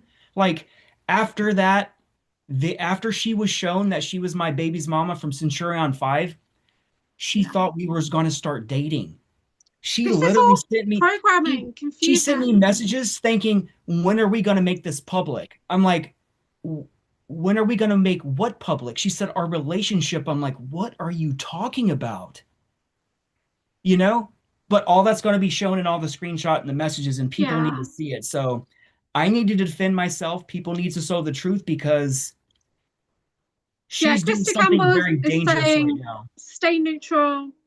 I try and stay neutral, but I've not hidden the fact that I've been targeted for the last year.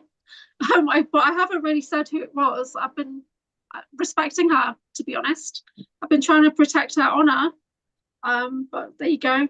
Um, Okay, so Super Soldier Talk 2, I think that's Andrew Chatsky's in the chat saying, what's the best approach towards love bites and Project Oblivion? So I had a love bite situation last year, and it was a gentleman believed that I was infatuated with him when I was not.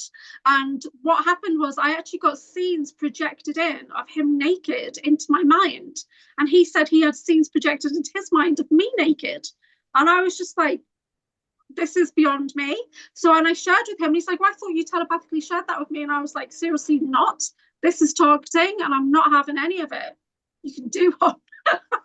So yeah, but that was it was just targeting.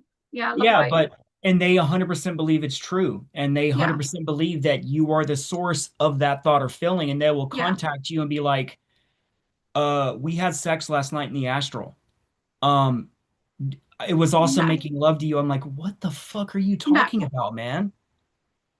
Like, Yeah. seriously, like, what are you talking about? Like, you need to know what a dream is and what a memory is, because I am not meeting up with you in the astral and having sex with you during a dream time. I'm sorry. Yeah. Remote See, I viewers, don't look really into it. I Remote don't have viewers, dreams. Yeah. look into the mind of Audrey. I'm asking all the remote viewers, look into truth about what's happening. Look into the truth. I have nothing to hide. Nothing, zero. I have nothing to hide. I'm asking the most famous, legit remote viewers in the world to look into who is puppeteering Audrey and to see what the truth is. That's all I ask. I Release those honestly believe she results. is vulnerable, and this is what's happening. And of course, she doesn't want to see that, but we can see it because we're taking that step back, and we can see it. I feel like I'm a grown up here, and children are running amok. That's how I feel. And you know what I'm like? I'm like 7 years old in my head most of the time, but with this, no. I'm an ancient being looking down, seeing, okay, this is nonsense, and somebody needs a timeout. Yeah, that's how I feel. Sorry. Anyway, yeah, Nathan Fox says this drama is exhausting. The most cringe Nickelodeon high school series times 100. It's true, it is. And we've been living with this for 6 months or whatever. It's been ongoing from January. Yeah, so for me, things started in January, and I started stomping around, remote viewing people on the planet. And there's 2 people in New Zealand and 2 people in America trying to spread nonsense from January onwards. This is why I tell all the remote viewers to look what the truth is, because the truth is the truth no matter who says it. You understand?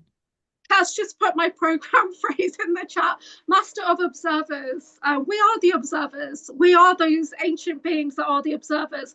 Master of observers is the key phrase that activated my memories back in March. Yeah, that's also what Watcher class is.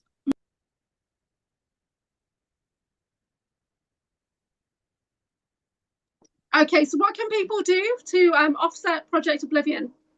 Grounding, anchoring. Come on, guys. Protect yourself. Yeah. You have to question what's coming in. You have to say, am I being manipulated? Is this real? You have to question it no matter what it is. If you get memories of me or Julia, you have to assume that you might be involved in the secret space program, even though you might not know. And the reason why they're activating you specifically is for a reason. So always question what's coming in. Do not believe it unless you double blind verify it's real. You need hypnosis or a ton of remote viewers saying the same thing over and over. And if everybody has conflicting ideas of what's happening, that's not a solid answer. So you can't believe something if it's coming true and it's becoming false. So like you need hypnosis. Go to someone like me that can physically put you under. Find someone online that does some kind of form of hypnosis that can activate your third eye and you can see this stuff for yourself. That's all I ask. Yeah. So Christy Campbell saying discernment. Guys, asking the question, is this mine? Who does this belong to? We do that in access consciousness. Are these my thoughts? Yeah. Are these my feelings? And if you think these, I would never think something like this. I would never think about that person this way.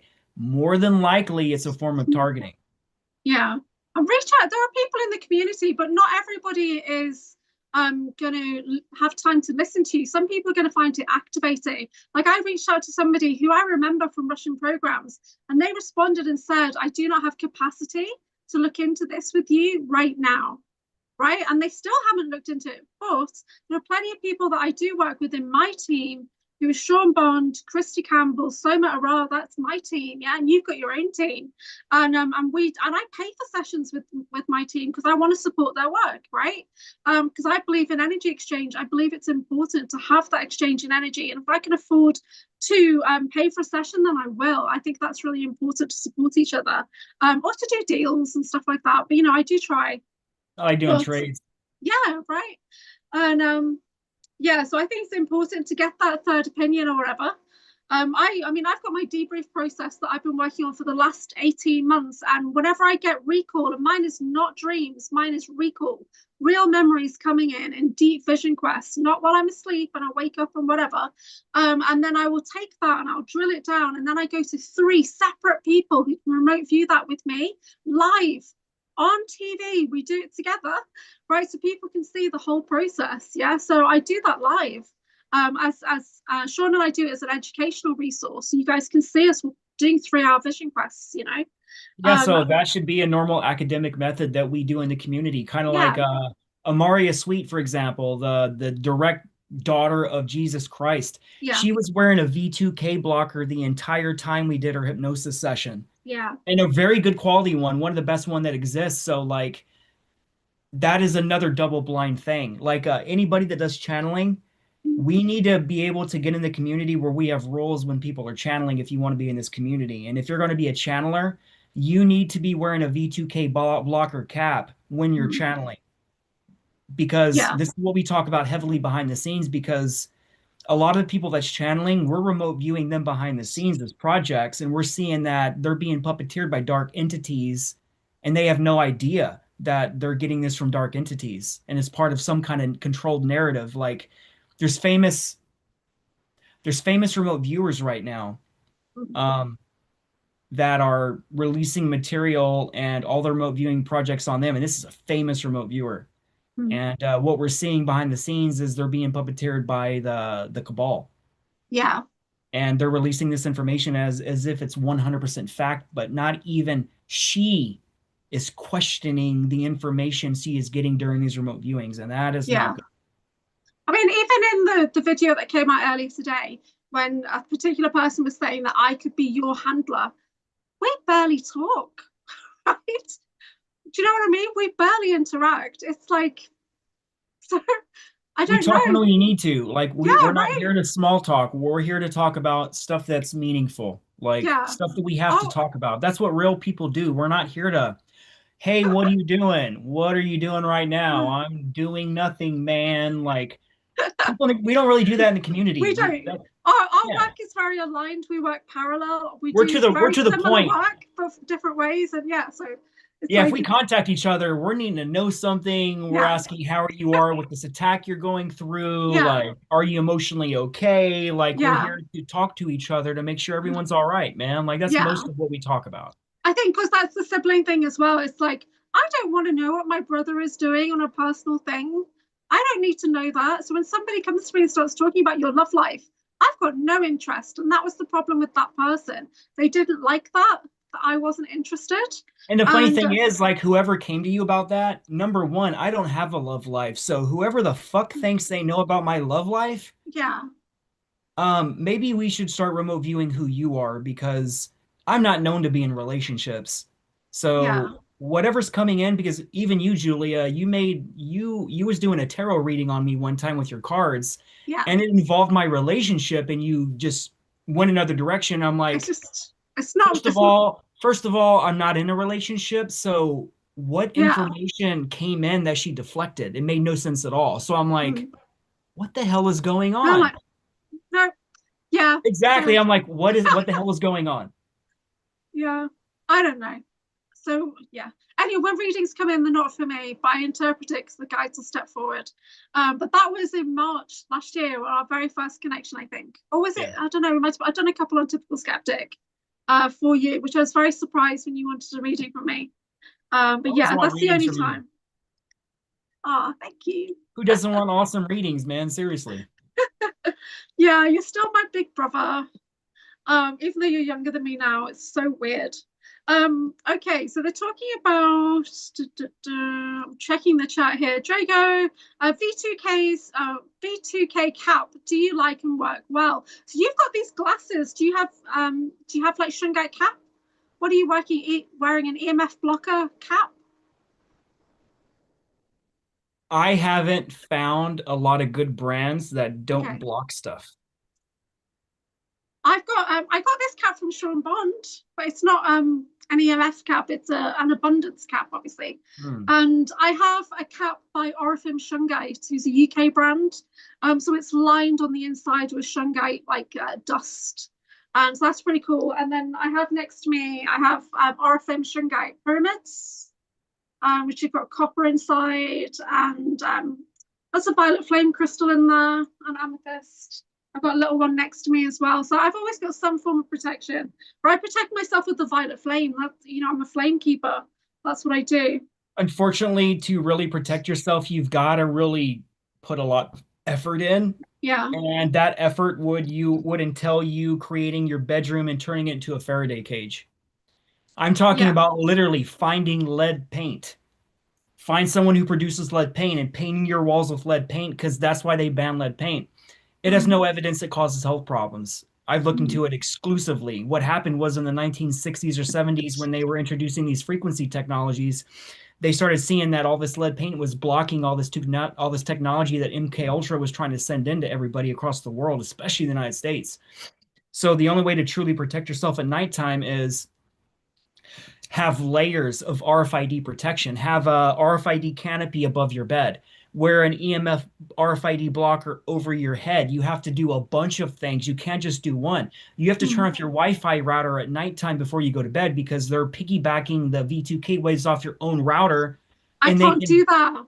I did it once and then they punished me and didn't switch it back on for 3 days. That's so I couldn't do my work. I got you, punished. because that's how they hit you the entire time, through your own IP address, through your own Wi-Fi network. Which is why I don't use StreamYard, because it always attacks the router when I go on StreamYard. So Zoom somehow has got more protection in it than StreamYard. So you'll notice when I do late shows and I'm on someone else's channel, every 15 minutes my router gets reset. Every 15 minutes they're attacking it on the schedule. Yeah, it's bad. So I go on Michael Koff's and I go on Typical Skeptic, and every time I'm buffering every 15 minutes. Okay, that doesn't shock me. Yeah. Okay, any last questions for Drago in the chats? There's a lot of chat going on. There's still 33 people watching, so thank you guys so much for joining us. And they're talking about radio techs used to block out radiation. See, I actually have nuclear experience, and we use time, distance, and shielding. And a lot of the shielding is just concrete, just massive concrete blocks in the way. So time, distance, and shielding. But I got hit really badly in the last 5 years with Havana syndrome, and I actually, because I was on site for 6 years, and my dose was building and building and building, because the Zeta Grays were bombarding me with extra radiation. So even when I wasn't going into the processing areas, I was still getting overloaded. And I had, like nausea, dizziness, like buzzing in the ears, headaches, migraines all the time for years. And then it was March last year when I had that session with Jessica Morocco, and she said, oh, you've got 2 Zeta Grays, one either side of you, and they're doing something. They're giving you a packet. Oh, they're checking your radiation dose. And I was just so relieved. Thank God somebody's checking my radiation dose, because on site they just assume that it can't be a high dose because of the protocols in place, the time, distance, and shielding. It's never going to be more than an international flight. But it was, because I was getting bombarded by ETs. But since I left then, it's all gone now. But I can process a huge amount of radiation, so I'm sure you're the same. So that's how they get us, basically. And we can clear transmute radiation because of the Stargate abilities. Yeah. Sorry. Am I talking too fast? Okay. I agree with everything you said. Yeah, okay, thank you. Okay. Cool. I don't see any more questions in the chat. So was there anything else you wanted to talk about that we've not covered? Not really. No? Love bites. Whoever's getting affected by love bites, question the love bite. question the intention, question why now, and then have Yeah. other people look into it for you. Because if you do it yourself, your emotions are leading you and you're not seeing straight, you're not thinking straight. So you need others, you need a team of others to help you figure out what the hell's going on. For me, when I get emotions like that, I know it's not mine because I just don't have that level of awareness normally. So if I start finding myself getting obsessed and infatuated with somebody, I'll know it's a level of targeting coming in because I've got a suppressed emotion still. And that's how they stop me using my full abilities. So I know it's not real. And yeah, so I try and keep myself to myself these days. And Yeah, that's and so good. speaking of that, Audrey even said in this video she just posted that our alters are controlling us, and that's why she can't talk to us and why we're rejecting her. She said it's our alters. I'm like, Audrey, I am flat out rejecting you. Yeah. My alters do not check my cell phone and be like, Audrey just texted me again, wanting closure again to something that was never even opened. That's me. It's not an Yeah. alter. I'm not talking to you and going back and forth between two people. You're talking to Drago. And Yeah. I am not falling for that shit. So stop I texting me. It's pathetic. You literally just texted me. Hold on. She texted me again wanting closure again. Give me a second. She just texted me again on Monday, June 29th. Hey, Drago, the only reason why I'm reconnecting and contact you, I need closure and apologize, and I am sorry for my behavior about what happened a couple of months ago. Sometimes I care too deeply about people, and I know it can affect my mental health. Any future communication about subject matters will be done mm, voice-to-voice communication only. Thank you for your help. yeah, she was very concerned about the connection that you and I have, but the fact that we're genetic siblings who were programmed and trained to work as a super soldier She's team, jealous that you're my sister. Like, it's weird. what the hell, dude? Yeah, Seriously. yeah, it's weird. You only have to watch that video we did together with Bob Osborne to see how sibling-like we are, and that And we've got we act similar like brother and mannerisms. sister. And Me and her were like, ah, and she's like, ah, and then we're like, oh, we're literally just in you're my sync brother. with our And I'm like, mannerisms. you're It my was sister. I'm insane. like, Yeah. that's why we're still I was hanging very out. nervous Still on that homies. video. I was so nervous sitting next to Drago Reid. I was super nervous. Sorry. I don't know why. Well, because it's been a long time since we've been together in Step the same into place. your Same. power, and this is your time. So let go Okay. of the fear and just be the badass you know you are, because badass motherfuckers don't suffer from weakness, especially questioning themselves. So, do you think it's easier for you that I'm public and have a podcast? Whereas if I was We just all like made a an regular agreement. person, There like was numerous fleets yeah, and a lot of people that were in our units that were involved. We all made agreements all at the same time to have podcasts and become public.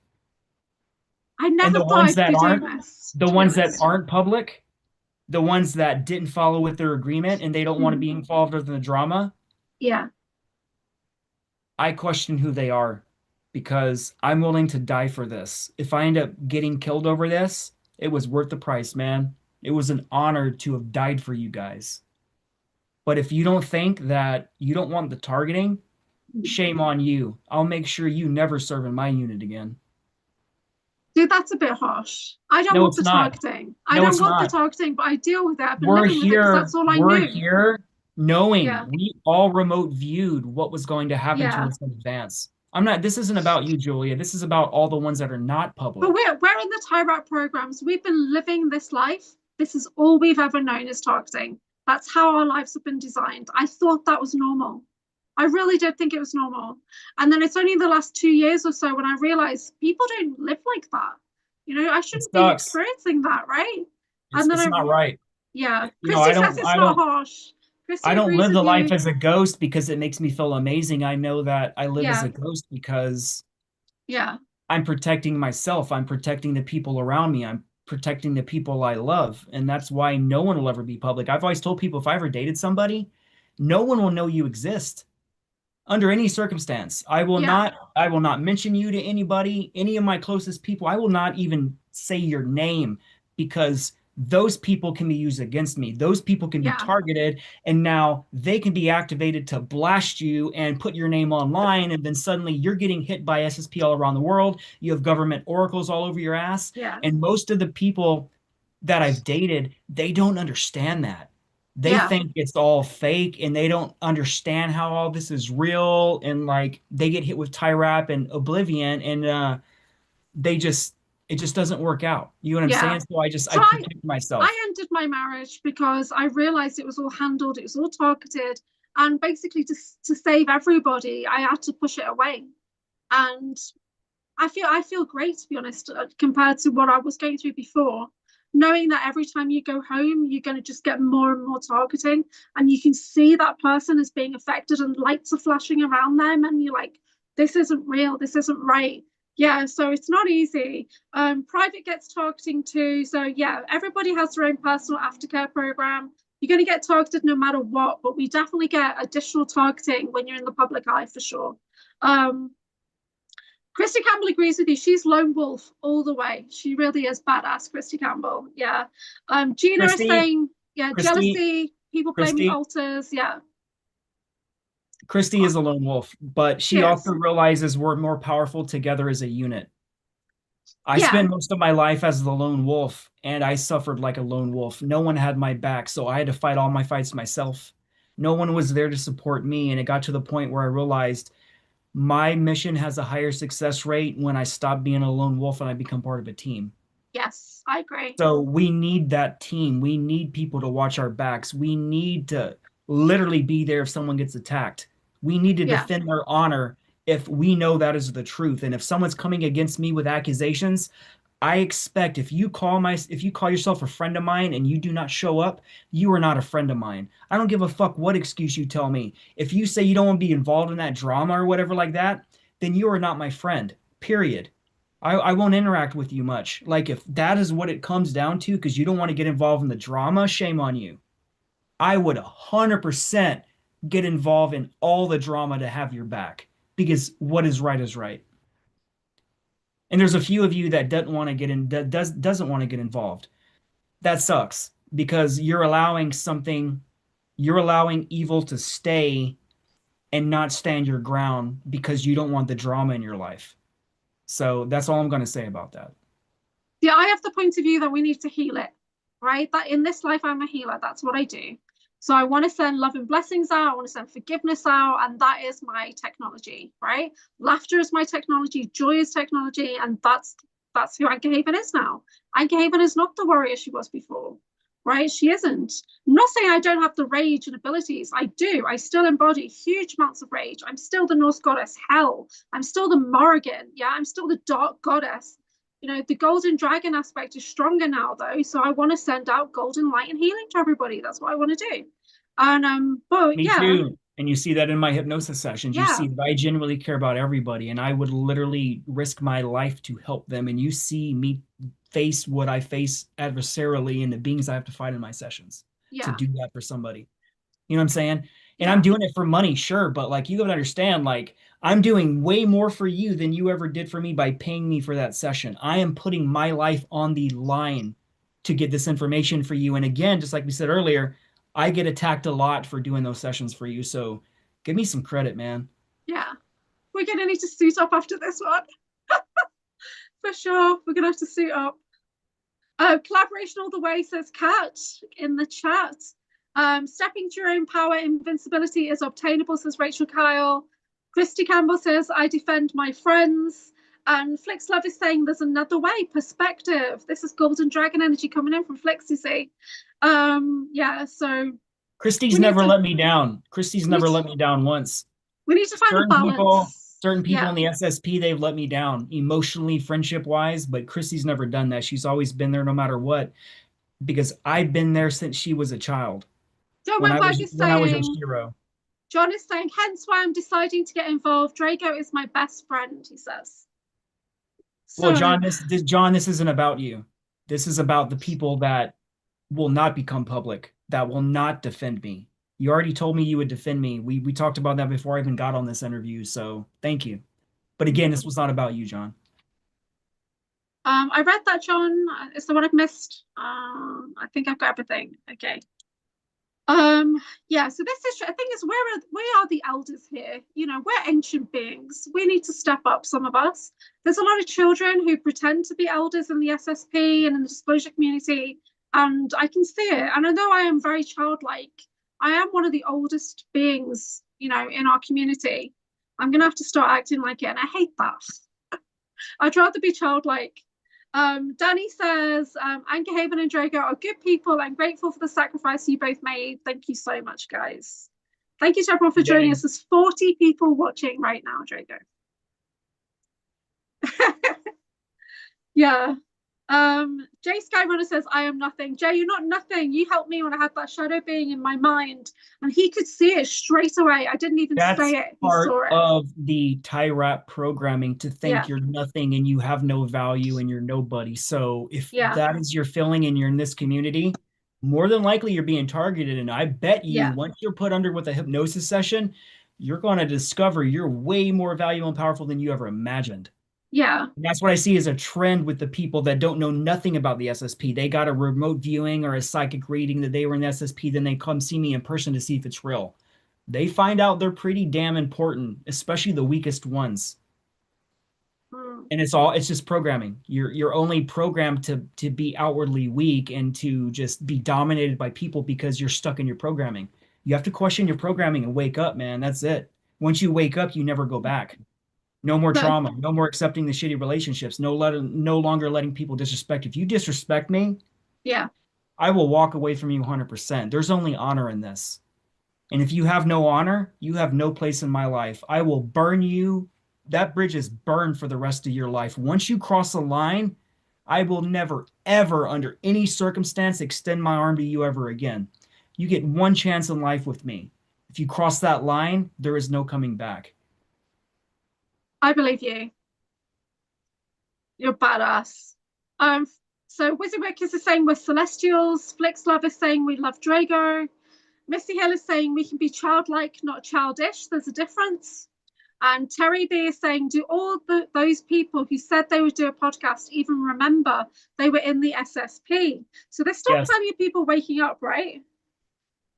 100%. But I'm talking about the ones that know they're in the SSP. They knew about those agreements they made with us, and they didn't do it. They didn't follow through with what they agreed to, because you have to realize each person that is involved in these fleets affects the timeline.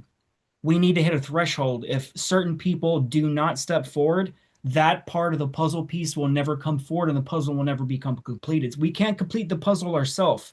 We need everyone to show different aspects of how this works and build a bridge from that point on. Yeah. So I got pieces of my puzzle back from you and from Newskin as well. Something about Newskin, and he and I were brothers in Lyra like a really long time ago. You know what's funny about him? What? Oh, sorry. Go ahead. I'll remember. No. It's like I saw him on a podcast and my crown. The funny thing about him, swapped energy. He's one of the very few people in the SSP that knows that I served directly under Gabriel Kruger in Alexandria. He's the only one that has memories that I've ever came across, and he knew the intimate details of how I served with him and how high I am in Kruger. So I was shocked. So the weird thing is, even though he is like a brother from Lyra, I don't feel a connection to him the way I do to you. That's different. And I do remember him from one of my clone labs, though. So there's aspects of him that were literally engineered by me. That's awesome. But that means I've got memories of him completely naked in a tank. Which he thought was like some kind of romantic. No, it's not. Yeah, it's a but scientific thing. From a scientific non-morality point of view, no one focuses on when you're naked, because everyone's naked. Everyone showers together. We were forced to do that. So if you haven't accepted that through a lifetime of military service, you have problems. The memory was efficient. This is efficient. An efficient asset or unit. It was like that kind of thing. It's just a clone. Or synthetic, maybe. I don't know which one it was of him. Okay, so we're talking about that your sessions have truth and don't lose childlike wonder. That's important. Whoever said that, never forget the child inside yourself, because remember, it was when we were children we had all our psychic powers. That's where we can see beyond the veil, where we had our imaginary friends, but they were Yeah. actually real beings we were talking to. And that's why the adults never believed in it's an Mm. imaginary friend. And the ET being talking to you is like, the See, I humans, they wonder. don't believe in us. The humans, once you get to a certain age, the adult loses the connection to the magic and they no longer believe in it. They get caught in that draconian Anunnaki tax system of who they should be as an adult, and they forget how powerful we are. So Yeah. don't ever forget the child inside you, because the child has access to all your real memories. The adult is the one who's blind I feel and like I blocked and just programmed. remembered you, the energy of you next to me to my right hand side. That's why I knew someone was missing, because your energy signature is still there. So that's what I said. I feel like there's somebody that knows me, somebody who's been through everything. Because there's like this energy is there, but it's absent in a way. Like the presence was missing, but it was still there. I don't know, like it's like a residue. Does that make sense? Yeah. It's Um, a good word called sillage. Silage. It's an essence of a person that's left in a room whenever they are gone. And it's like an ah, energetic frequency, almost like the perfume they wore that right. stays with you, but you don't know where it comes from. It just feels like they're there. So your sillage was there next to Yeah. me, Yeah. walking beside me. That's so weird. Are you a Taurus? I think you are, right? Are you a I Taurus? am a Taurus. Okay. I've got a Taurus moon. I'm a Scorpio with a Taurus moon. Okay. I never really could figure out the whole astrology stuff. For some Me reason, they neither. block that in me because Yeah, that's me the too. secret to the universe. Astrology is But the it's not secret to right. everything about you. The one that they use is not right, and that's You why we have to can't get use with the it. Vedic. Start doing Yeah, do a Vedic reading. That'll trip you out. It'll tell you yeah, every year you had trauma in your life and what year's you're gonna have mm, trauma until you die, to the exact date and month yeah. it's going to happen. But That's trippy. because we're so methodical and analytical, because astrology is not correct, then it won't stay in our mind. That's why we need the Vedic one that's more correct. Right? The Traditional, most solid reading I ever had was yeah, Vedic. It was done by an yeah, Indian woman at the Conscious Life Expo, and the moment she started reading me, she saw the draconian connection, how powerful it was. She started freaking out. But she was yeah, psychically doing it and also doing it from the information through the Vedic websites and stuff. And she gives you a printout of everything about you, the rising, the everything, dude. It was amazing. yeah. So I'm getting my fan is on and it's blowing cold in my face, and that's why I'm touching my face all the time. Okay, so Eric, stop being smexy in the chat, and it's getting weird. So Nathan says the brain stops producing DMT naturally, sometime in puberty, if I recall correctly. However, I know in our records, or definitely in my records, I was a scientist in a DMT lab, but it's actually an ability that we have with our voice tones to activate DMT. And I use Yep. that for my meditation work. And And you that use that activates for the your third eye. hypnosis. Yeah. Yep. Yep. So it's funny how we both got the similar ability and we're doing similar work, because I do the vision quest and you do the hypnosis. So Well, we were trained together in order to do that. yeah, I guess so. Yeah. So makes Duh. sense. No, our work is very aligned. We just do it slightly differently, but it's very similar, isn't it? It's weird. I agree. I Yeah, I agree. had that with Alondra Markman as well. He saw my website. He says, "Oh, we do the same kind of work," and I was like, "Do we?" Yeah, so we're all doing very similar work. I think even Christy is now as well. Okay, we've been going for 116 minutes. Thank you so much. I really appreciate this. Thank you to everybody who's joined us in the chat. We had like 40 odd people at one point, which is a record over here at Anchorhaven. And guys, I probably will not be doing my 5 a.m. live that I normally do. So we will see. And but yeah, so thank you so much, everybody. Was there anything you wanted to share before we finish? Yeah, just remind people I'm doing the Super Soldier Conference in Hawaii. You can see that on my Facebook page. You can see the Disclosure in Mackinac Conference I'm doing in August. Other than that, you can find me at fractaloflight.com. I do 1 hour, 3 hour Zoom consults, $75 for 1 hour. If you want to talk to me, let's line it up. Let's get it going. I just went through a tattoo transition. I just lost my tattoo job on Oh, July 4th. I started July 4th, 2018, and it ended exactly 8 years later on July 4th.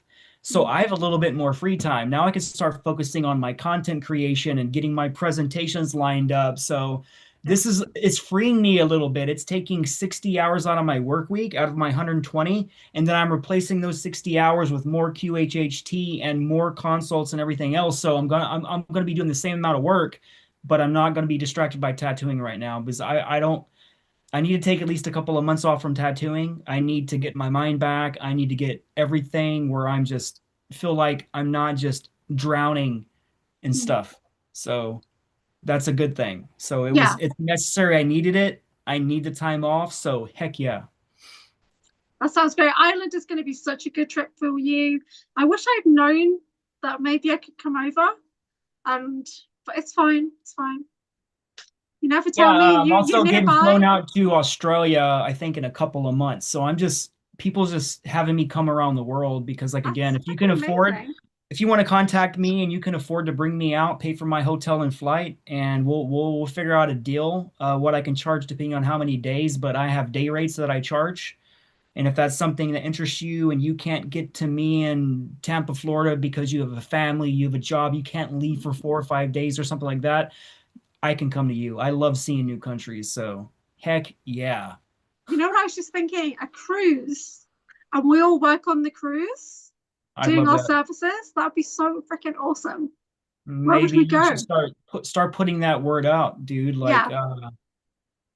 Caribbean's cool Yes. because it's like it's cool weather, it's high Yeah. vibes. It's I don't want to do a cruise around Europe. No. What's happening right now with Europe with like the types of invasion shit that's going on? It's just like I don't know if I Yeah. feel safe. I'm going to Germany next month for my nephew's wedding. I was just planning that today. And we're going to stay, me and my son are going to stay in Belgium for 2 nights, then Germany for 2 nights. What And part of because of Germany? it's I can't say it right, it's Aachen. It's right by the border for Belgium. So it's like west. Belgium So has been taken over from the invasion. It's bad. okay. It's Oh dear. bad. When I was there Okay. last time, it was pre-invasion. Now it is bad. Well, obviously I'll be called to some areas to do some grid work Yeah, I or don't see you something having while I'm any there. problems. I'm just saying, like, the amount of foreign people that's not supposed to be there that are committing Yeah. crimes, it is voluminous. Yeah. So, but I'll be podcasting the whole time that I'm away. So I'll do live coverage while I'm out there. So it'd be great. And then we've got the Bases November conference coming up that I'm actually helping organize right now. So we're just working on the guest list. So that should be good. And that's very soon. Very soon it's coming in. We've only just finished the last one. I only just got that edited on the website. So it's mad. Okay, so this feels so good. And I'm totally glitching now on the screen as well. So, Oh yeah, so follow me on Portal to Another Dimension on my YouTube. yeah. Yeah, fractalflight.com. So thank you everybody. I might be back on later if I'm not too badly targeted after this, but my energy is my own. I'm fully protected and divinely guided on this podcast. We don't need to worry. So take care everybody. I'm going to end the live stream now and then I'll end the recording in a second.